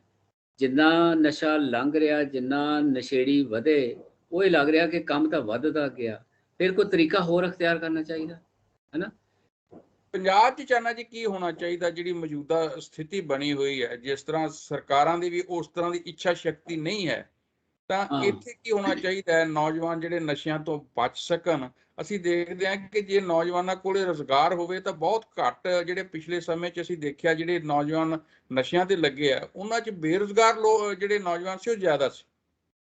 ਨਹੀਂ, ਇਹ ਵੀ ਠੀਕ ਹੈ। ਮੇਰੇ ਕੋਲ ਇੱਕ ਇੱਥੇ ਮੈਂ ਥੋੜ੍ਹਾ ਜਿਹਾ ਅੰਕੜਾ ਵੀ ਕੱਢਿਆ ਸੀਗਾ। ਲੇਕਿਨ ਇਹ ਤੋਂ ਪਹਿਲਾਂ ਇੱਕ ਆਪਾਂ ਹੋਰ ਕਨਕਲੂਡ ਕਰ ਲਈਏ ਬਈ, ਸਾਨੂੰ ਲੱਗਦਾ ਵੀ ਸ਼ਾਇਦ ਇਹ ਕੰਟਰੋਲ ਤੋਂ ਬਾਹਰ ਹੋ ਗਿਆ ਕੰਮ। ਇਹ ਹੋ ਨਹੀਂ ਸਕਦਾ। ਲੇਕਿਨ ਜਦੋਂ ਅਸੀਂ ਚਾਈਨਾ ਵੱਲ ਦੇਖਦੇ ਹਾਂ, ਜਿਹੜੀ ਕੌਮ ਨੂੰ ਹੀ ਅਫੀਮਚੀ ਕੌਮ ਕਿਹਾ ਜਾਂਦਾ ਸੀਗਾ, ਉਹ ਇਹਦੇ ਵਿੱਚੋਂ ਕਿੱਦਾਂ ਨਿਕਲ ਗਈ? ਉਹ ਬਾਹਰ ਨਿਕਲ ਗਏ ਇਹਦੇ ਚੋਂ। ਉਹਨਾਂ ਨੇ ਆਪਣੇ ਦੇਸ਼ ਨੂੰ ਸੁਧਾਰ ਲਿਆ, ਆਪਣੇ ਦੇਸ਼ ਨੂੰ ਕੰਟਰੋਲ ਕਰ ਲਿਆ। ਇਹਦਾ ਕੀ ਮਤਲਬ ਨਿਕਲਦਾ? ਇਹਦਾ ਉਹਨਾਂ ਨੇ ਸਖਤੀ ਵੀ ਕੀਤੀ, ਕਹਿ ਦਿੱਤਾ ਕਿ ਅਫੀਮ ਨਹੀਂ ਕੋਈ ਖਾਏਗਾ। ਲੇਕਿਨ ਸਿਰਫ ਇੰਨਾ ਹੀ ਥੋੜ੍ਹਾ ਕੀਤਾ ਕਿ ਅਫੀਮ ਨਹੀਂ ਮਿਲੇਗੀ ਤਾਂ ਨਹੀਂ ਖਾਣ ਦਿੱਤੀ ਜਾਏਗੀ। ਉਹ ਜਿੰਨੀ ਦੇਰ ਅਸੀਂ ਅਰਥ ਵਿਵਸਥਾ ਨੂੰ, ਜਿਹਨੂੰ ਆਪਾਂ ਪੋਲੀਟੀਕਲ ਇਕੋਨਮੀ ਕਹਿੰਦੇ ਆ, ਉਹਦੇ ਨਾਲ ਜੋੜ ਕੇ ਅਸੀਂ ਕਾਨੂੰਨ ਲਾਗੂ ਨਹੀਂ ਕਰਦੇ। ਕੱਲਾ ਕਾਨੂੰਨ ਜਿਹੜਾ ਆ ਉਹਨੂੰ ਕੱਲੀ ਸਖਤੀ ਜਿਹੜੀ ਆ ਨਾ, ਉਹ ਸਾਬਤ ਨਹੀਂ ਕਰਦੀ ਕਿ ਨਸ਼ਾ ਬੰਦ ਹੋ ਜਾਏ। ਜਿੰਨਾ ਚਿਰ ਤੁਸੀਂ ਆਪਣੀ ਅਰਥ ਵਿਵਸਥਾ ਵਿੱਚ ਪਲਟੀ ਨਹੀਂ ਲੈ ਕੇ ਆਉਂਦੇ ਤੇ ਨਾਲ ਸਖਤੀ ਨਹੀਂ ਕਰਦੇ ਤੇ ਨਸ਼ਿਆਂ ਤੇ ਕਾਬੂ ਨਹੀਂ ਕੀਤਾ ਜਾ ਸਕਦਾ। ਜੇ ਅਸੀਂ ਸਿਸਟਮ ਦੋਨੋਂ ਚੀਜ਼ਾਂ ਇਕੱਠੀਆਂ ਚੱਲਣ, ਦੋਨੋਂ ਚੀਜ਼ਾਂ ਇਕੱਠੀਆਂ ਨਾਲ ਚੱਲਣਗੀਆਂ। ਜੇ ਅਸੀਂ ਆਪਣਾ ਆਰਥਿਕ ਸਿਸਟਮ ਉਹੀ ਚਲਾਉਣਾ ਆ ਜਿਹਨੇ ਇਸ ਨਸ਼ਿਆਂ ਨੂੰ ਬੜਾਵਾ ਦਿੱਤਾ, ਫਿਰ ਅਸੀਂ ਇਕੱਲੇ ਕਾਨੂੰਨ ਦੇ ਨਾਲ, ਇਕੱਲੀ ਸਖਤੀ ਦੇ ਨਾਲ ਨਸ਼ਾ ਨਹੀਂ ਬੰਦ ਕਰ ਸਕਦੇ। ਜਿਹੜਾ ਕਹਿੰਦਾ ਆ ਕਿ ਮੈਨੂੰ ਰਾਜ ਦੇ ਦਿਓ, ਮੈਂ ਕਰ ਦਊਂਗਾ, ਉਹ ਝੂਠਾ ਹੈ। ਮੈਂ ਇਹਨੂੰ ਬੰਦ ਕਰ ਦਊਂਗਾ। ਇਸ ਕਰਕੇ ਜਿੰਨਾ ਦੇਰ ਪੂਰਾ ਇਕਨੋਮਿਕ ਸਿਸਟਮ ਨਹੀਂ ਤਬਦੀਲ ਹੁੰਦਾ, ਉਹਦੇ ਵਿੱਚ ਫਿਰ ਕਾਨੂੰਨ ਦੀ ਸਖਤੀ ਜਿਹੜੀ ਨਾ ਚੱਲੂਗੀ, ਅਦਰਵਾਈਜ਼ ਨਹੀਂ ਚੱਲੂਗੀ। ਤੁਸੀਂ ਬੇਰੁਜ਼ਗਾਰਾਂ ਦੀ ਗੱਲ ਕੀਤੀ, ਬੇਰੁਜ਼ਗਾਰੀ ਕੀ ਆ? ਬੇਰੁਜ਼ਗਾਰ ਪੜ੍ਹੇ ਲਿਖੇ ਵੀ, ਮੈਨੂੰ ਇੱਕ ਮਿੰਟ ਜਰਾ ਹਾਂ ਦਿਖਾਣਾ ਹੈ ਨਾ, ਤੁਹਾਡੇ ਬੜਾ ਅੰਕੜੇ ਤੁਹਾਨੂੰ ਬੜੇ ਹੈਰਾਨ ਕਰ ਦੇਣਗੇ। ਇਹ ਰਿਸਰਚ ਵਰਕ ਹੈ ਕਿਸੇ ਦਾ, ਜਿੱਥੋਂ ਮੈਂ ਇਹ ਲਏ ਆ। ਉਹ ਇਹ ਆ ਕਿ ਜਿਹੜੇ ਨਸ਼ੇੜੀ, ਬੇਰੁਜ਼ਗਾਰ ਨਸ਼ੇੜੀ ਹਨ, ਹਾਂਜੀ, ਉਹ ਇਸ ਕਰਕੇ ਨਹੀਂ ਆ। ਇਹ ਪੇਸ਼ੇ ਦਾ ਕੀਤਾ ਜਾਂਦਾ ਕਿ ਜੀ ਉਹਨਾਂ ਨੇ ਇੰਨੀ ਮਹਿੰਗੀ ਪੜ੍ਹਾਈ ਕਰਨ ਤੋਂ ਬਾਅਦ ਵੀ ਜਦੋਂ ਨਿਰਾਸ਼ਾ ਚੋਂ ਨਿਕਲਣ ਦੇ ਲਈ, ਉਹ ਡਿਮੋਰਲਾਈਜੇਸ਼ਨ ਚੋਂ ਨਿਕਲਣ ਦੇ ਲਈ ਨਸ਼ਾ ਕਰਦੇ ਆ ਨਾ। ਅਸਲ ਮਾਮਲਾ ਇੱਦਾਂ ਨਹੀਂ ਹੈਗਾ। ਕੁਝ ਸੈਕਸ਼ਨ ਐਸਾ ਹੈਗਾ ਆ ਜਿਹੜਾ ਇਹਨੂੰ ਆਪਣਾ ਰੁਜ਼ਗਾਰ ਦਾ ਸਾਧਨ ਬਣਾਉਣ ਦਾ ਇੱਛਕ ਹੈ, ਵੀ ਨਸ਼ਾ ਵੇਚ ਕੇ ਉਹ ਆਪਣੇ ਪੈਸੇ ਕਮਾਉਣਾ ਚਾਹੁੰਦਾ ਹੈ। ਔਰ ਫਿਰ ਉਹਦੇ 'ਚ ਬੜੇ ਸਬਜ਼ ਬਾਗ ਦਿਖਾਏ ਜਾਂਦੇ ਆ। ਉਹ ਜਿਨ੍ਹਾਂ ਨੇ ਸੱਚੀ ਕੋਠੀਆਂ ਤੇ ਵੱਡੀਆਂ ਕਾਰਾਂ ਲਈਆਂ ਹੁੰਦੀਆਂ ਨਸ਼ੇ ਵੇਚ ਕੇ, ਉਹਨਾਂ ਵੱਲ ਦੇਖ ਕੇ ਉਹ ਵੀ ਫਸ ਜਾਂਦਾ ਹੈ। ਪਹਿਲਾਂ ਉਹ ਜਦੋਂ ਟੇਸਟ ਕਰ ਬਹਿੰਦਾ ਤਾਂ ਫਸ ਜਾਂਦਾ, ਫਿਰ ਆਪਣਾ ਉਹ ਨਸ਼ਾ ਪੂਰਾ ਕਰਨ ਦੇ ਲਈ ਹੋਰ ਨਸ਼ੇੜੀ ਲੱਭਦਾ ਹੈ ਕਿ ਮੈਂ ਵੇਚ ਵੀ ਲਵਾਂਗਾ, ਆਪਣਾ ਮੇਰਾ ਨਸ਼ਾ ਵੀ ਪੂਰਾ ਹੋ ਜਾਊਗਾ। ਇਹਦੇ ਵਿੱਚ ਦੋਵੇਂ ਗੱਲਾਂ ਕੰਮ ਕਰ ਰਹੀਆਂ। ਜਿਹੜੀ ਨਿਰਾਸ਼ਾ ਦੇ ਵਿੱਚ ਇਸ ਪਾਸੇ ਵੱਲ ਗਿਆ, ਉਹਨੇ ਇਹ ਤਰੀਕਾ ਲੱਭ ਲਿਆ ਕਿ ਵੀ ਮੈਂ ਇਹਦੇ ਵਿੱਚੋਂ ਆਪਣਾ ਰੁਜ਼ਗਾਰ ਕਮਾ ਲਵਾਂਗਾ, ਔਰ ਉਹਨੂੰ ਕੁਝ ਨਜ਼ਰ ਵੀ ਆਉਣਾ ਸ਼ੁਰੂ ਹੋ ਗਿਆ। ਵੱਡੇ ਬੰਦੇ ਉਹਨਾਂ ਨੂੰ ਫਸਾ ਲੈਂਦੇ ਕਹਿ ਕੇ, ਜਿਨ੍ਹਾਂ ਦੀਆਂ ਕੋਠੀਆਂ ਹੁੰਦੀਆਂ, ਕਾਰਾਂ ਹੁੰਦੀਆਂ, ਹੈ ਨਾ। ਇਸ ਕਰਕੇ ਉਹ ਇੱਦਾਂ ਵੀ ਜਾਂਦਾ ਉਹਦੇ ਵਿੱਚ। ਲੇਕਿਨ ਜਿਹੜੇ ਅੰਕੜੇ ਮੇਰੇ ਕੋਲ ਹੈਗੇ ਆ, ਉਹ ਤੁਹਾਨੂੰ ਇਹ ਹੈਰਾਨ ਕਰਨਗੇ ਕਿ 20.5% ਹੈ ਜਿਹੜੇ ਸਟੂਡੈਂਟ ਆ, ਹਲੇ ਉਹ ਬੇਰੁਜ਼ਗਾਰ ਨਹੀਂ ਹੋਏ, ਹੈ ਨਾ। ਉਹਨਾਂ ਦੇ ਵਿੱਚ ਤੇ ਇਦਾਂ ਦੀਆਂ ਐਗਜ਼ਾਮਪਲਸ ਵੀ ਹੈਗੀਆਂ ਕਿ ਇਹ ਨਾ ਹੁਣ ਮਤਲਬ ਜਿਹੜਾ ਲੇਟੈਸਟ ਜੋ ਪਿਕਚਰ ਸਾਹਮਣੇ ਆ ਰਹੀ ਆ, ਜਿਹਦੇ 'ਚ ਉਹ ਲੜਕੀਆਂ ਵੀ ਫਸਦੀਆਂ ਜਾ ਰਹੀਆਂ ਨਸ਼ਿਆਂ ਦੇ ਵਿੱਚ। ਮੈਂ ਇੱਕ ਡਾਕਟਰ ਆਪਣੇ ਮਿੱਤਰ ਨਾਲ ਗੱਲ ਕਰ ਰਿਹਾ ਸੀਗਾ, ਔਰ ਉਹਦੇ ਤੋਂ ਹੀ ਇਹ ਮੈਨੂੰ ਇਹ ਸਮਝ ਲੱਗੀ ਗੱਲ ਕਿ ਵੀ ਇਹ ਟ੍ਰੈਂਡ ਜਿਹੜਾ ਨਾ ਇੱਧਰ ਨੂੰ ਵੀ ਜਾ ਰਿਹਾ। ਸਟੂਡੈਂਟਸ ਜੇ 20.5% ਔਰ ਕਾਮੇ ਆ ਜਿਹੜੇ ਰੋਜ਼ ਦੀ ਰੋਜ਼ ਕਮਾਉਂਦੇ, ਰੋਜ਼ ਦੀ ਰੋਜ਼ ਖਾਂਦੇ, ਉਹਨਾਂ ਦਾ 13% ਆ। ਇਸੇ ਤਰ੍ਹਾਂ ਜਿਹੜੇ ਵਪਾਰੀ ਆ, ਹਨਾ, ਨਿਰਾਸ਼ਾ 'ਚ ਵੀ ਹੋਣਗੇ, ਵਪਾਰ ਗਿਰ ਗਿਆ, ਮਾਰ ਪੈ ਗਈ, ਉਹਨਾਂ ਦੀ ਗਿਣਤੀ ਬਹੁਤ ਜ਼ਿਆਦਾ ਨਹੀਂ ਹੈ, ਲੇਕਿਨ 3.58% ਉਹ ਵੀ ਨੇ। ਔਰ ਇਸੇ ਤਰ੍ਹਾਂ ਜਿਹੜੇ ਅਧਿਆਪਕ ਆ 2.49%, ਜਾਣੀ 50% ਦੇ ਕਰੀਬ। ਤੇ ਕੁਝ ਇਦਾਂ ਦਾ ਵੀ ਅੰਕੜਾ ਹੈਗਾ ਆ ਕਿ ਜਿਨ੍ਹਾਂ ਨੇ ਫੜਨਾ ਉਹਨਾਂ ਨੂੰ, ਉਹ 10% ਉਹ ਆਪ ਨੇ, ਹਨਾ, ਜਾਣੀ ਲਿਖਿਆ ਹੋਇਆ ਬਕਾਇਦਾ ਕਿ ਪੁਲਿਸ ਮੁਲਾਜ਼ਮ ਹੈ। ਬਕਾਇਦਾ ਚਾਨਾ ਜੀ, ਤੁਹਾਨੂੰ ਯਾਦ ਹੋਏਗਾ ਕਿ ਪਿਛਲੇ ਸਮੇਂ 'ਚ ਇਸ ਤਰ੍ਹਾਂ ਦੇ ਪੁਲਿਸ ਵਾਲੇ ਫੜੇ ਵੀ ਗਏ ਜਿਨ੍ਹਾਂ ਦਾ ਨੈਕਸਸ ਸੀਗਾ ਇਹਨਾਂ ਦੇ ਨਾਲ। ਹਾਂ, 10% ਉਹ ਖੁਦ ਨਸ਼ੇੜੀ, ਜਿਹੜੇ ਨਸ਼ੇੜੀਆਂ ਦੇ ਵਿੱਚੋਂ 10% ਹਿੱਸਾ ਜਿਹੜਾ ਨਾ ਉਹ ਆਪ ਨਸ਼ੇੜੀ ਨੇ। ਸੋ ਇਸ ਕਰਕੇ ਜਦੋਂ ਅਸੀਂ ਦੇਖਦੇ ਹਾਂ ਇਹ ਇਦਾਂ ਮਤਲਬ ਜਾਲ ਫੈਲਿਆ ਹੋਇਆ, ਜਿਹਦੇ 'ਚ ਇਹ ਨਹੀਂ ਕਹਿ ਸਕਦੇ ਆਪਾਂ ਕਿ ਜੀ ਇਹ ਨੌਜਵਾਨ ਇਸ ਕਰਕੇ ਆ ਕਿ ਬੇਰੁਜ਼ਗਾਰ ਆ। ਸਟੂਡੈਂਟ ਵੀ ਹੈਗੇ ਆ, ਕਾਮੇ ਵੀ ਹੈਗੇ ਆ, ਮੁਲਾਜ਼ਮ ਵੀ ਹੈਗੇ ਆ, ਅਧਿਆਪਕ ਵੀ ਹੈਗੇ ਆ, ਵਪਾਰੀ ਵੀ ਹੈਗੇ ਆ, ਹਨਾ। ਇਹਨੇ ਸਾਰਿਆਂ ਨੂੰ ਘੇਰੇ ਵਿੱਚ ਲਿਆ ਹੋਇਆ, ਕਿਸੇ ਨੂੰ ਵੱਧ ਕਿਸੇ ਨੂੰ ਘੱਟ। ਹੁਣ ਇਹ ਆ ਕਿ ਅਸੀਂ ਇਹ ਨਸ਼ਿਆਂ ਦਾ ਵਪਾਰ ਆ, ਇਹ ਨਸ਼ੇੜੀ ਨੇ, ਨਸ਼ੇੜੀ ਆ ਜਿਹੜਾ ਉਹ ਦੋਸ਼ੀ ਨਹੀਂ ਹੈਗਾ, ਉਹ ਬਿਮਾਰ ਆ, ਹਨਾ। ਉਹਨੂੰ ਬਿਮਾਰ ਸਮਝਿਆ ਜਾਣਾ ਚਾਹੀਦਾ ਜਿਹੜਾ ਨਸ਼ੇ 'ਚ ਫਸ ਗਿਆ, ਕਿਸੇ ਵੀ ਤਰੀਕੇ ਨਾਲ ਫਸ ਗਿਆ, ਕਿਸੇ ਕਾਰਨ ਕਰਕੇ ਵੀ ਫਸ ਗਿਆ। ਉਹ ਬਿਮਾਰ ਨੂੰ ਅਸੀਂ ਫੜ ਲੈਂਦੇ ਆ, ਜਿਹਨੇ ਉਹਨੂੰ ਬਿਮਾਰ ਕੀਤਾ ਆ ਉਹ ਰਹਿ ਜਾਂਦਾ ਹੈ, ਉਹ ਫੜਿਆ ਨਹੀਂ ਜਾਂਦਾ। ਹੁਣ ਇਹਦਾ ਜਿਹੜਾ ਕੇਂਦਰੀ ਨੁਕਤਾ ਆ ਜੰਡੂ ਸਾਹਿਬ, ਉਹ ਇਹ ਆ ਕਿ ਮੈਂ ਕਿਉਂ ਇਸ ਕੰਮ 'ਚ ਪਿਆ, ਕਿ ਮੈਂ ਪੈਸੇ ਕਮਾਉਣੇ ਆ, ਧਨ ਕਮਾਉਣਾ, ਜਿਹ 'ਚ ਮੁਨਾਫਾ ਸ਼ਾਮਲ ਆ, ਔਰ ਧਨ ਕਮਾਉਣਾ। ਔਰ ਇਹ ਇੱਕ ਈਜ਼ੀ ਤਰੀਕਾ ਸਮਝਿਆ ਜਾਂਦਾ ਕਿ ਇੱਧਰੋਂ ਚੁੱਕਿਆ ਉੱਧਰ ਸੁੱਟਿਆ, ਬਹੁਤ ਸਾਰੇ ਪੈਸੇ ਆ ਗਏ, ਧਨ ਕਮਾਉਣਾ ਹੈ। ਜਿਹੜੀ ਅਸੀਂ ਉਹਨਾਂ ਦੇ ਉੱਤੇ ਉਹਨੂੰ ਹਟਾਉਣਾ ਚਾਹੁੰਦੇ ਹਾਂ, ਜਿਹੜਾ ਤਰੀਕਾ ਅਖਤਿਆਰ ਕਰਦੇ ਹਾਂ, ਉਹਦੇ 'ਚ ਧਨ ਦਾ ਜ਼ਿਕਰ ਨਹੀਂ ਆਉਂਦਾ ਵੀ ਜਿਸ ਕਾਰਨ ਕਰਕੇ ਉਹਨੇ ਇਹ ਨਸ਼ਾ ਜਾਂ ਨਸ਼ੇ ਦਾ ਵਪਾਰ ਸ਼ੁਰੂ ਕੀਤਾ, ਉਹ ਤਾਂ ਹੈਗਾ ਧਨ। ਅਸੀਂ ਉਹਨੂੰ ਕਹਿੰਦੇ ਹਾਂ ਕਿ ਫੜ ਕੇ ਇਹਨੂੰ 10 ਸਾਲਾਂ ਲਈ ਅੰਦਰ ਦੇ ਦਿਓ, ਇਹਨੂੰ 5 ਸਾਲਾਂ ਲਈ ਅੰਦਰ ਦੇ ਦਿਓ, ਹਨਾ, ਜਾਂ ਇਹਦੇ ਤੇ ਜੇ ਇੰਨੀ ਆ ਤਾਂ ਇੰਨਾ ਕਾ ਸਜ਼ਾ, ਜੇ 10 ਗ੍ਰਾਮ ਹੈ ਤਾਂ ਇੰਨੀ ਸਜ਼ਾ, ਜੇ ਉਹਦੇ ਕੋਲ ਕਿਲੋ ਤਾਂ ਇੰਨੀ ਸਜ਼ਾ। ਪਰ ਚਾਨਾ ਜੀ, ਅਸੀਂ ਦੇਖਦੇ ਹਾਂ ਕਿ ਪਿਛਲੇ ਸਮੇਂ 'ਚ ਇਹ ਵੀ ਤਾਂ ਗੱਲਾਂ ਸਾਹਮਣੇ ਆਈਆਂ ਕਿ ਕਿਸ ਤਰ੍ਹਾਂ ਜੇਲ੍ਹ ਦੇ ਵਿੱਚ ਵੀ ਜਿਹੜੇ ਬੰਦ ਹੈ, ਉੱਥੇ ਵੀ ਵਪਾਰ ਚੱਲਦਾ ਤੇ ਉੱਥੇ ਵੀ ਨਸ਼ੇ ਹੁੰਦੇ ਆ। ਐਗਜ਼ੈਕਟਲੀ ਇਹੀ ਆ, ਉਹ ਬਾਹਰੋਂ ਖਤਰਾ ਜਿਹੜਾ ਉਹਨੂੰ ਸਗੋਂ ਫੜੇ ਜਾਣ ਦਾ, ਜਦੋਂ ਫੜਿਆ ਜਾਂਦਾ ਉਹ ਅੰਦਰ ਆਪਣਾ ਸਗੋਂ ਨਸ਼ਾ ਵੇਚਣ ਦਾ ਦਫ਼ਤਰ ਖੋਲ੍ਹ ਲੈਂਦਾ, ਹਨਾ। ਫਿਰ ਇਹ ਇੱਕ ਦੂਜੇ ਤੇ ਇਲਜ਼ਾਮ ਲੱਗਦੇ ਆ ਕਿ ਅੰਦਰ ਕਿੱਦਾਂ, ਜੇ ਇੰਨੀਆਂ ਪਾਬੰਦੀਆਂ ਆ, ਅੰਦਰੋਂ ਕਿੱਦਾਂ ਵਪਾਰ ਕਰ ਰਿਹਾ, ਉਹ ਲਿੰਕ ਬਣਾ ਕੇ ਰੱਖਦਾ, ਉਹਦਾ ਬਾਹਰ ਚੱਲੀ ਜਾਂਦਾ, ਉਹਦੇ ਬਾਹਰ ਮੁਨਾਫਾ ਵੀ ਆਈ ਜਾਂਦਾ। ਹੁਣ ਮਸਲਾ ਇਹ ਆ ਜੰਡੂ ਸਾਹਿਬ, ਜੇ ਇਹ ਹੋਵੇ ਨਾ ਕਿ ਮੈਂ ਜਿਹੜੇ ਇਹ ਕਾਲੇ ਕੰਮ ਕਰਕੇ, ਲੋਕਾਂ ਦੀਆਂ ਜ਼ਿੰਦਗੀਆਂ ਖਰਾਬ ਕਰਕੇ, ਬੱਚਿਆਂ ਦੀ ਜਾਨ ਲੈ ਕੇ ਇਹ ਜਿਹੜਾ ਧਨ ਕਮਾਇਆ ਹੈਗਾ ਆ, ਜੇ ਮੇਰੇ ਕੋਲ ਇਹ ਨਹੀਂ ਨਾ ਰਹਿਣਾ ਤਾਂ ਫਿਰ ਉਹ ਸ਼ਾਇਦ ਡਰੇ। ਜੇ ਉਹਦਾ ਧਨ ਉਦਾਂ ਹੀ ਕਮਾਇਆ ਜਾ ਰਿਹਾ, ਜੇ ਉਹਦੇ ਧਨ ਨੂੰ ਕੋਈ ਹੁੰਦਾ ਹੀ ਨਹੀਂ ਹੈ, ਤਾਂ ਫਿਰ ਉਹ ਅੰਦਰ ਆ, ਸ਼ਾਨੋ ਸ਼ੌਕ ਤੋਂ ਉਸ ਤਰ੍ਹਾਂ ਹੀ ਬਣੀ ਰਹਿਣੀ ਹੈ। ਹਾਂ, ਫਿਰ ਉਹ ਚਾਹੇ ਅੰਦਰ ਆ ਚਾਹੇ ਬਾਹਰ ਆ, ਉਹ ਹੈ ਹੀ ਨਹੀਂ। ਜੇ ਉਹਨੂੰ ਇਹ ਹੋਵੇ ਕਿ ਜੋ ਕਮਾਇਆ ਸੀ ਉਹ 10 ਮਿੰਟਾਂ 'ਚ ਹੀ ਚਲੇ ਜਾਣਾ ਜਿਵੇਂ ਫੜਿਆ ਗਿਆ, ਜਾਣੀ ਇੱਕ ਆਰਥਿਕ ਅਪਰਾਧੀ ਨੂੰ ਆਰਥਿਕ ਦੰਡ ਨਹੀਂ ਅਸੀਂ ਦਿੰਦੇ, ਅਸੀਂ ਉਹਨੂੰ ਦੰਡ ਦਿੰਦੇ ਹੈਗੇ ਆ ਕੈਦ ਕਰਨ ਦਾ ਜਾਂ ਬਾਹਰੋਂ ਅੰਦਰ ਕਰਨ ਦਾ, ਹਨਾ। ਫਿਰ ਉਹ ਅੰਦਰ ਆਪਣਾ ਵੱਖਰਾ ਨੈਕਸਸ ਬਣਾ ਲੈਂਦਾ ਆ।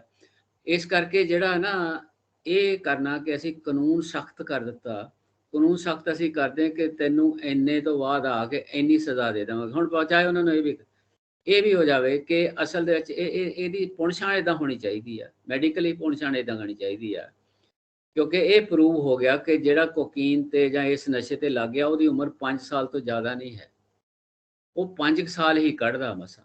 ਉਸ ਤੋਂ ਬਾਅਦ ਉਹਨੂੰ ਮਤਲਬ ਉਹਦੀ ਮੌਤ ਹੋਣੀ ਨਿਸ਼ਚਿਤ ਹੋ ਜਾਂਦੀ ਹੈ ਜੇ ਉਹ ਨਹੀਂ ਛੱਡਦਾ, ਜਾਂ ਜੇ ਉਹਦਾ ਛਡਾਇਆ ਨਹੀਂ ਜਾਂਦਾ, ਹਨਾ। ਜੇ 5 ਸਾਲ ਹੀ ਉਮਰ ਰਹਿ ਗਈ ਆ, ਇਹਦਾ ਮਤਲਬ ਕਿ ਸਲੋ ਪੋਇਜ਼ਨਿੰਗ ਹੈ ਬੰਦੇ ਨੂੰ ਮੌਤ ਦੇਣ ਦੀ। ਤੇ ਉਹਨੂੰ ਅਟੈਂਪਟ ਟੂ ਮਰਡਰ ਕਿਉਂ ਨਹੀਂ ਹੈਗਾ ਇਹ, ਹੈਨਾ?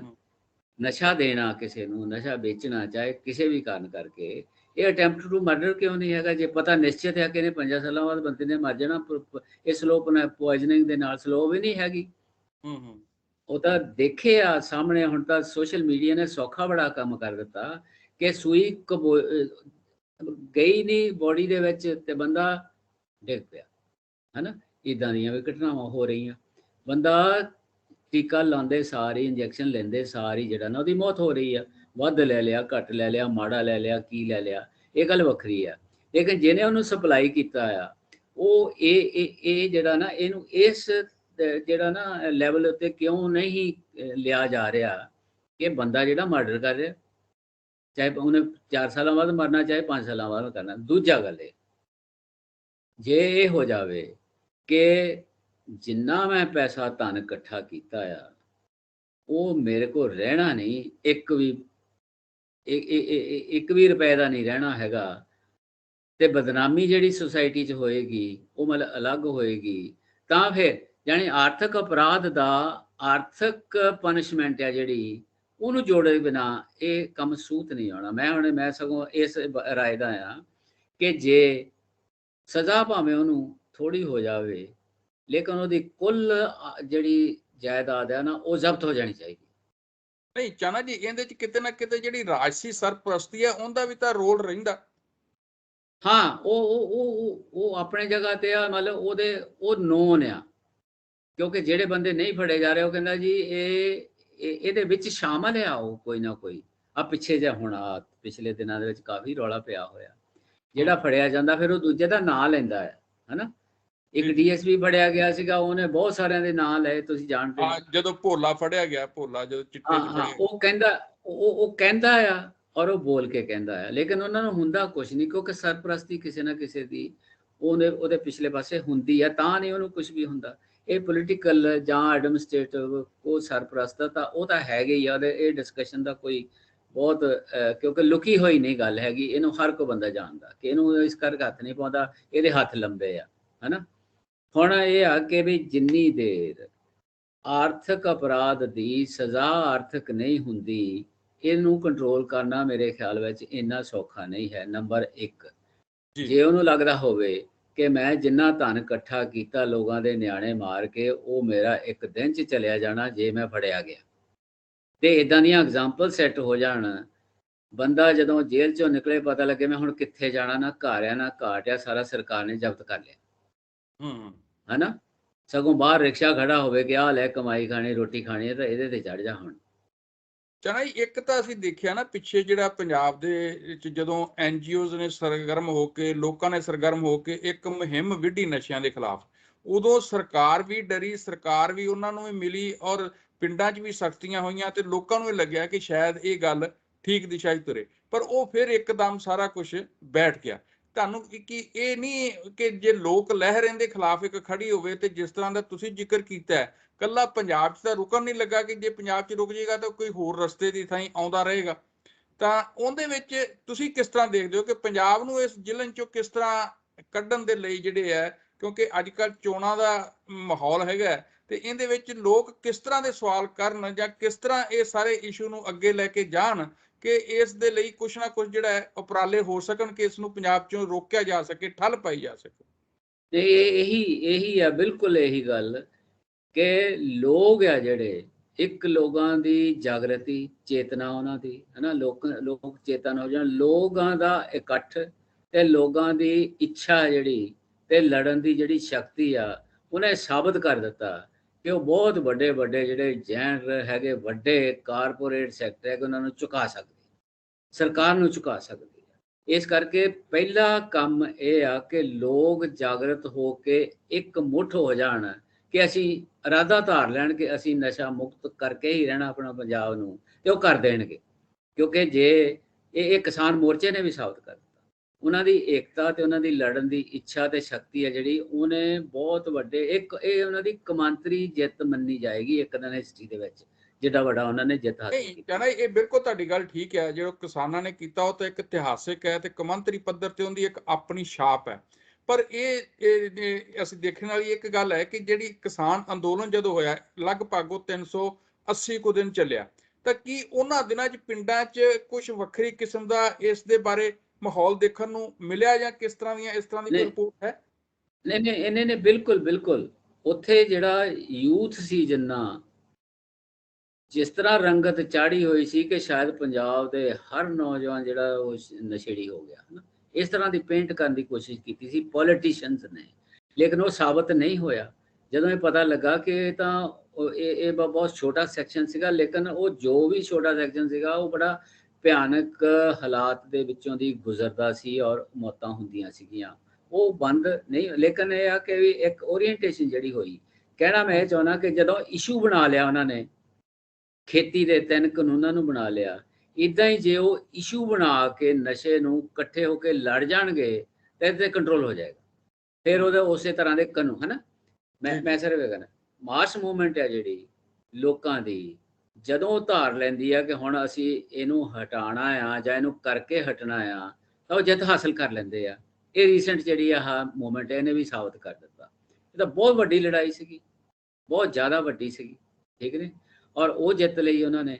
ਇਸੇ ਤਰ੍ਹਾਂ ਜਦੋਂ ਹੁਣ ਜੇ ਪੰਜਾਬ ਦੇ ਲੋਕ ਵੀ ਇਹਨਾਂ ਇਲੈਕਸ਼ਨਾਂ ਦੇ ਵਿੱਚ ਤਾਂ ਉਹ ਕਹਿਣਗੇ ਹਾਂ ਜੀ ਅਸੀਂ ਬੰਦ ਕਰ ਦਿਆਂਗੇ, ਵਾਅਦਾ ਕਰ ਰਹੇ ਹਾਂ ਨਾ, ਲੇਕਿਨ ਜੇ ਉਹਨੂੰ ਕੰਟੀਨਿਊਟੀ 'ਚ ਰੱਖਦੇ ਆ ਤਾਂ ਫੋਰਸ ਕੀਤਾ ਜਾ ਸਕਦਾ ਆ ਕਿ ਇਹ ਮਾਹੌਲ ਕ੍ਰੀਏਟ ਕਰੋ, ਇਸ ਤਰ੍ਹਾਂ ਦੀ ਆਰਥਿਕਤਾ ਨੂੰ ਖੜੀ ਕਰੋ ਜਿਹਦੇ 'ਚ ਬੇਰੁਜ਼ਗਾਰੀ ਵੀ ਜਾਂਦੀ ਲੱਗੇ, ਜਿਹਦੇ 'ਚ ਵਿੱਦਿਆ ਵੀ ਠੀਕ ਹੋਵੇ, ਲੋਕਾਂ ਨੂੰ ਸਿਹਤ ਵੀ ਠੀਕ ਮਿਲੇ, ਤਾਂ ਫਿਰ ਅਸੀਂ ਨਸ਼ਾ ਵੀ ਨਹੀਂ ਇੱਥੇ ਵਿਕਣ ਦੇਣਾ, ਤਾਂ ਲੋਕ ਇਹਨੂੰ ਜਿੱਤ ਦੇ ਵਿੱਚ ਤਬਦੀਲ ਕਰ ਸਕਦੇ ਆ।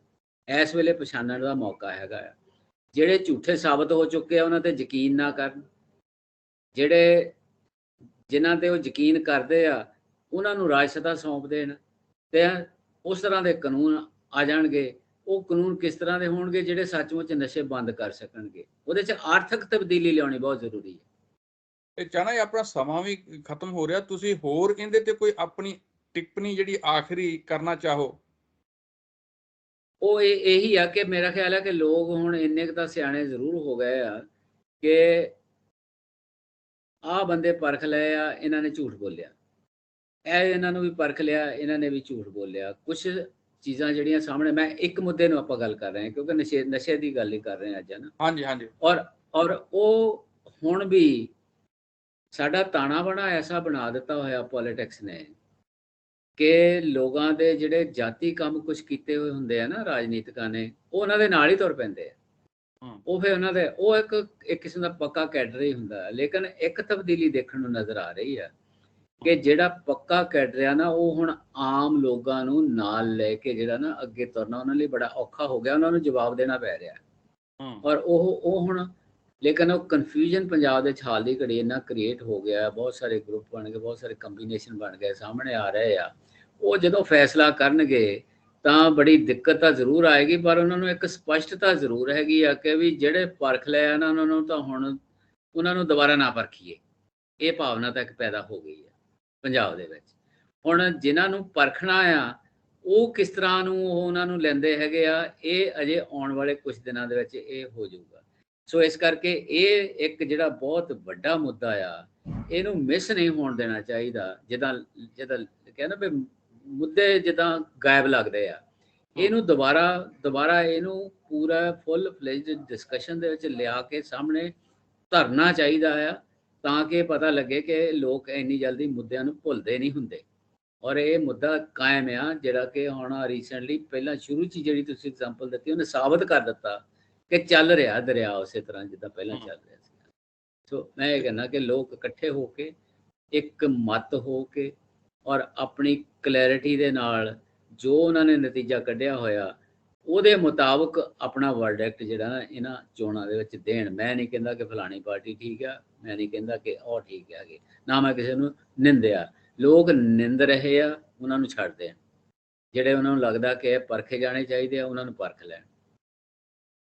ਚਾਹਨਾ ਜੀ, ਤੁਸੀਂ ਬੜੇ ਵਿਸਥਾਰ ਦੇ ਨਾਲ ਜਿਹੜੇ ਦਰਸ਼ਕਾਂ ਨਾਲ ਜਿਹੜੀ ਸਾਰਾ ਇਸ ਦਾ ਇਤਿਹਾਸ ਹੈ ਨਸ਼ਿਆਂ ਦੇ ਕਰਕੇ ਜਿਹੜੀਆਂ ਲੜਾਈਆਂ ਹੋਈਆਂ ਉਹਨਾਂ ਬਾਰੇ ਔਰ ਕਿਸ ਤਰ੍ਹਾਂ ਈਸਟ ਇੰਡੀਆ ਕੰਪਨੀ ਨੇ ਹਿੰਦੁਸਤਾਨ ਦੇ ਵਿੱਚ ਇਸ ਨੂੰ ਵਪਾਰ ਦੇ ਤੌਰ ਤੇ ਐਸਟੈਬਲਿਸ਼ ਕੀਤਾ, ਸਥਾਪਿਤ ਕੀਤਾ, ਔਰ ਕਿਸ ਤਰ੍ਹਾਂ ਉਹਨਾਂ ਨੇ ਇਸ ਦੇ ਵਿੱਚੋਂ ਆਪਣੀ ਆਰਥਿਕਤਾ ਨੂੰ ਅੱਗੇ ਵਧਾਇਆ। ਔਰ ਨਾਲ ਦੀ ਨਾਲ ਜਿਹੜਾ ਤੁਸੀਂ ਇਹ ਬੜਾ ਜ਼ਿਕਰ ਕੀਤਾ ਚਾਨਾ ਜੀ ਨੇ ਕਿ ਜੇ ਆਰਥਿਕ ਅਪਰਾਧ ਹੈ ਤਾਂ ਉਹ ਆਰਥਿਕ ਦੰਡ ਰਾਹੀਂ ਹੀ ਉਹਨੂੰ ਰੋਕਿਆ ਜਾ ਸਕਦਾ ਹੈ। ਇਹ ਬਹੁਤ ਜ਼ਰੂਰੀ ਹੈਗਾ ਕਿ ਜੇ ਤੁਸੀਂ ਨਸ਼ਿਆਂ ਨੂੰ ਰੋਕਣਾ ਤਾਂ ਆਰਥਿਕਤਾ ਵਿੱਚ ਵੀ ਤੁਹਾਨੂੰ ਉਸ ਤਰ੍ਹਾਂ ਦੇ ਕਦਮ ਜਿਹੜੇ ਆ ਚੁੱਕਣੇ ਪੈਣਗੇ, ਉਸ ਤਰ੍ਹਾਂ ਦੇ ਕਾਨੂੰਨ ਲਿਆਉਣੇ ਪੈਣਗੇ। ਜੇ ਕਾਨੂੰਨ ਸਖਤ ਹੋਏਗਾ ਤਾਂ ਕੱਲਾ ਕਾਨੂੰਨ ਦੀ ਜਿਹੜੀ ਸਖਤੀ ਹੈ ਉਸ ਨਾਲ ਨਸ਼ਿਆਂ ਨੂੰ ਨਹੀਂ ਰੋਕਿਆ ਜਾ ਸਕਦਾ। ਦੂਸਰਾ ਇਹਦੇ ਨਾਲ ਜੁੜੀ ਹੋਈ ਗੱਲ ਹੈ ਕਿ ਇਹਨਾਂ ਦੇ ਖਿਲਾਫ ਲੋਕ ਲਹਿਰ ਖੜੀ ਹੋਣੀ ਚਾਹੀਦੀ ਹੈ। ਜਿਸ ਤਰ੍ਹਾਂ ਕਿਸਾਨ ਅੰਦੋਲਨ ਨੇ ਖੇਤੀ ਕਾਨੂੰਨਾਂ ਦੇ ਖਿਲਾਫ ਖੜੇ ਹੋ ਕੇ ਤੇ ਉਹਨਾਂ ਨੂੰ ਵਾਪਸ ਕਰਾਇਆ, ਜੇ ਇਸ ਤਰ੍ਹਾਂ ਦੀ ਲਹਿਰ ਜਿਹੜੀ ਹੈ ਨਸ਼ਿਆਂ ਦੇ ਖਿਲਾਫ ਲੋਕ ਜਾਗਰੂਕ ਹੋ ਕੇ ਖੜੀ ਕਰਦੇ ਆ ਤੇ ਸਰਕਾਰਾਂ ਵੀ ਮਜਬੂਰ ਹੋ ਜਾਣਗੀਆਂ ਕਿ ਉਹ ਇਹਨਾਂ ਨਸ਼ਿਆਂ ਨੂੰ ਰੋਕਣ ਦੇ ਲਈ ਕਦਮ ਚੁੱਕਣ, ਇਹਨਾਂ ਦੇ ਲਈ ਕੰਮ ਕਰਨ। ਤਾਂ ਇੱਥੇ ਹੀ ਅਸੀਂ ਅੱਜ ਦੀ ਆਪਣੀ ਜਿਹੜੀ ਚਰਚਾ ਹੈਗੀ ਹੈ ਉਸ ਨੂੰ ਸਮਾਪਤ ਕਰਦੇ ਹਾਂ। ਤਾਂ ਤੁਸੀਂ ਸਾਡੇ ਨਾਲ ਜੁੜੇ, ਤੁਹਾਡਾ ਬਹੁਤ ਬਹੁਤ ਧੰਨਵਾਦ। ਜੇ ਤੁਹਾਨੂੰ ਸਾਡਾ ਇਹ ਪ੍ਰੋਗਰਾਮ ਚੰਗਾ ਲੱਗਿਆ ਹੋਵੇ ਤਾਂ ਤੁਸੀਂ ਇਸ ਨੂੰ ਲਾਈਕ ਜ਼ਰੂਰ ਕਰਨਾ, ਇਸ ਨੂੰ ਸ਼ੇਅਰ ਜ਼ਰੂਰ ਕਰਨਾ ਔਰ ਸਾਡੇ ਚੈਨਲ ਨੂੰ ਸਬਸਕ੍ਰਾਈਬ ਕਰਨਾ। ਮੈਂ ਤੁਹਾਡੇ ਤੋਂ ਆਗਿਆ ਲੈਣ ਤੋਂ ਪਹਿਲਾਂ ਚਾਨਾ ਜੀ ਦਾ ਵੀ ਬਹੁਤ ਬਹੁਤ ਧੰਨਵਾਦੀ ਹਾਂ ਕਿ ਉਹਨਾਂ ਨੇ ਆਪਣੇ ਬੜੇ ਕੀਮਤੀ ਸਮੇਂ 'ਚ ਸਮਾਂ ਕੱਢ ਕੇ ਸਾਡੇ ਦਰਸ਼ਕਾਂ ਨੂੰ ਬੜੇ ਵਿਸਥਾਰ ਦੇ ਨਾਲ ਨਸ਼ਿਆਂ ਦਾ ਇਤਿਹਾਸ ਤੇ ਇਸ ਨੂੰ ਰੋਕਣ ਦੇ ਲਈ ਕੀ ਕੀ ਯਤਨ ਹੋਣੇ ਚਾਹੀਦੇ ਆ ਤੇ ਕਿੰਨੀ ਗੰਭੀਰਤਾ ਦੀ ਲੋੜ ਹੈ, ਕਿੰਨੀ ਲੋਕ ਲਹਿਰ ਜਿਹੜੀ ਹੈ ਉਹ ਉਸਾਰੇ ਜਾਣ ਦੀ ਜ਼ਰੂਰਤ ਹੈਗੀ ਹੈ, ਉਹ ਤੁਸੀਂ ਸਾਡੇ ਦਰਸ਼ਕਾਂ ਨਾਲ ਸਾਂਝਾ ਕੀਤਾ। ਬਹੁਤ ਬਹੁਤ ਧੰਨਵਾਦ ਚਾਨਾ ਜੀ, ਤੇ ਅਗਲੇ ਹਫਤੇ ਅਸੀਂ ਫਿਰ ਮਿਲਾਂਗੇ। ਧੰਨਵਾਦ ਚਾਨਾ ਜੀ। ਸਤਿ ਸ਼੍ਰੀ ਅਕਾਲ ਜੀ। ਸਤਿ ਸ਼੍ਰੀ ਅਕਾਲ।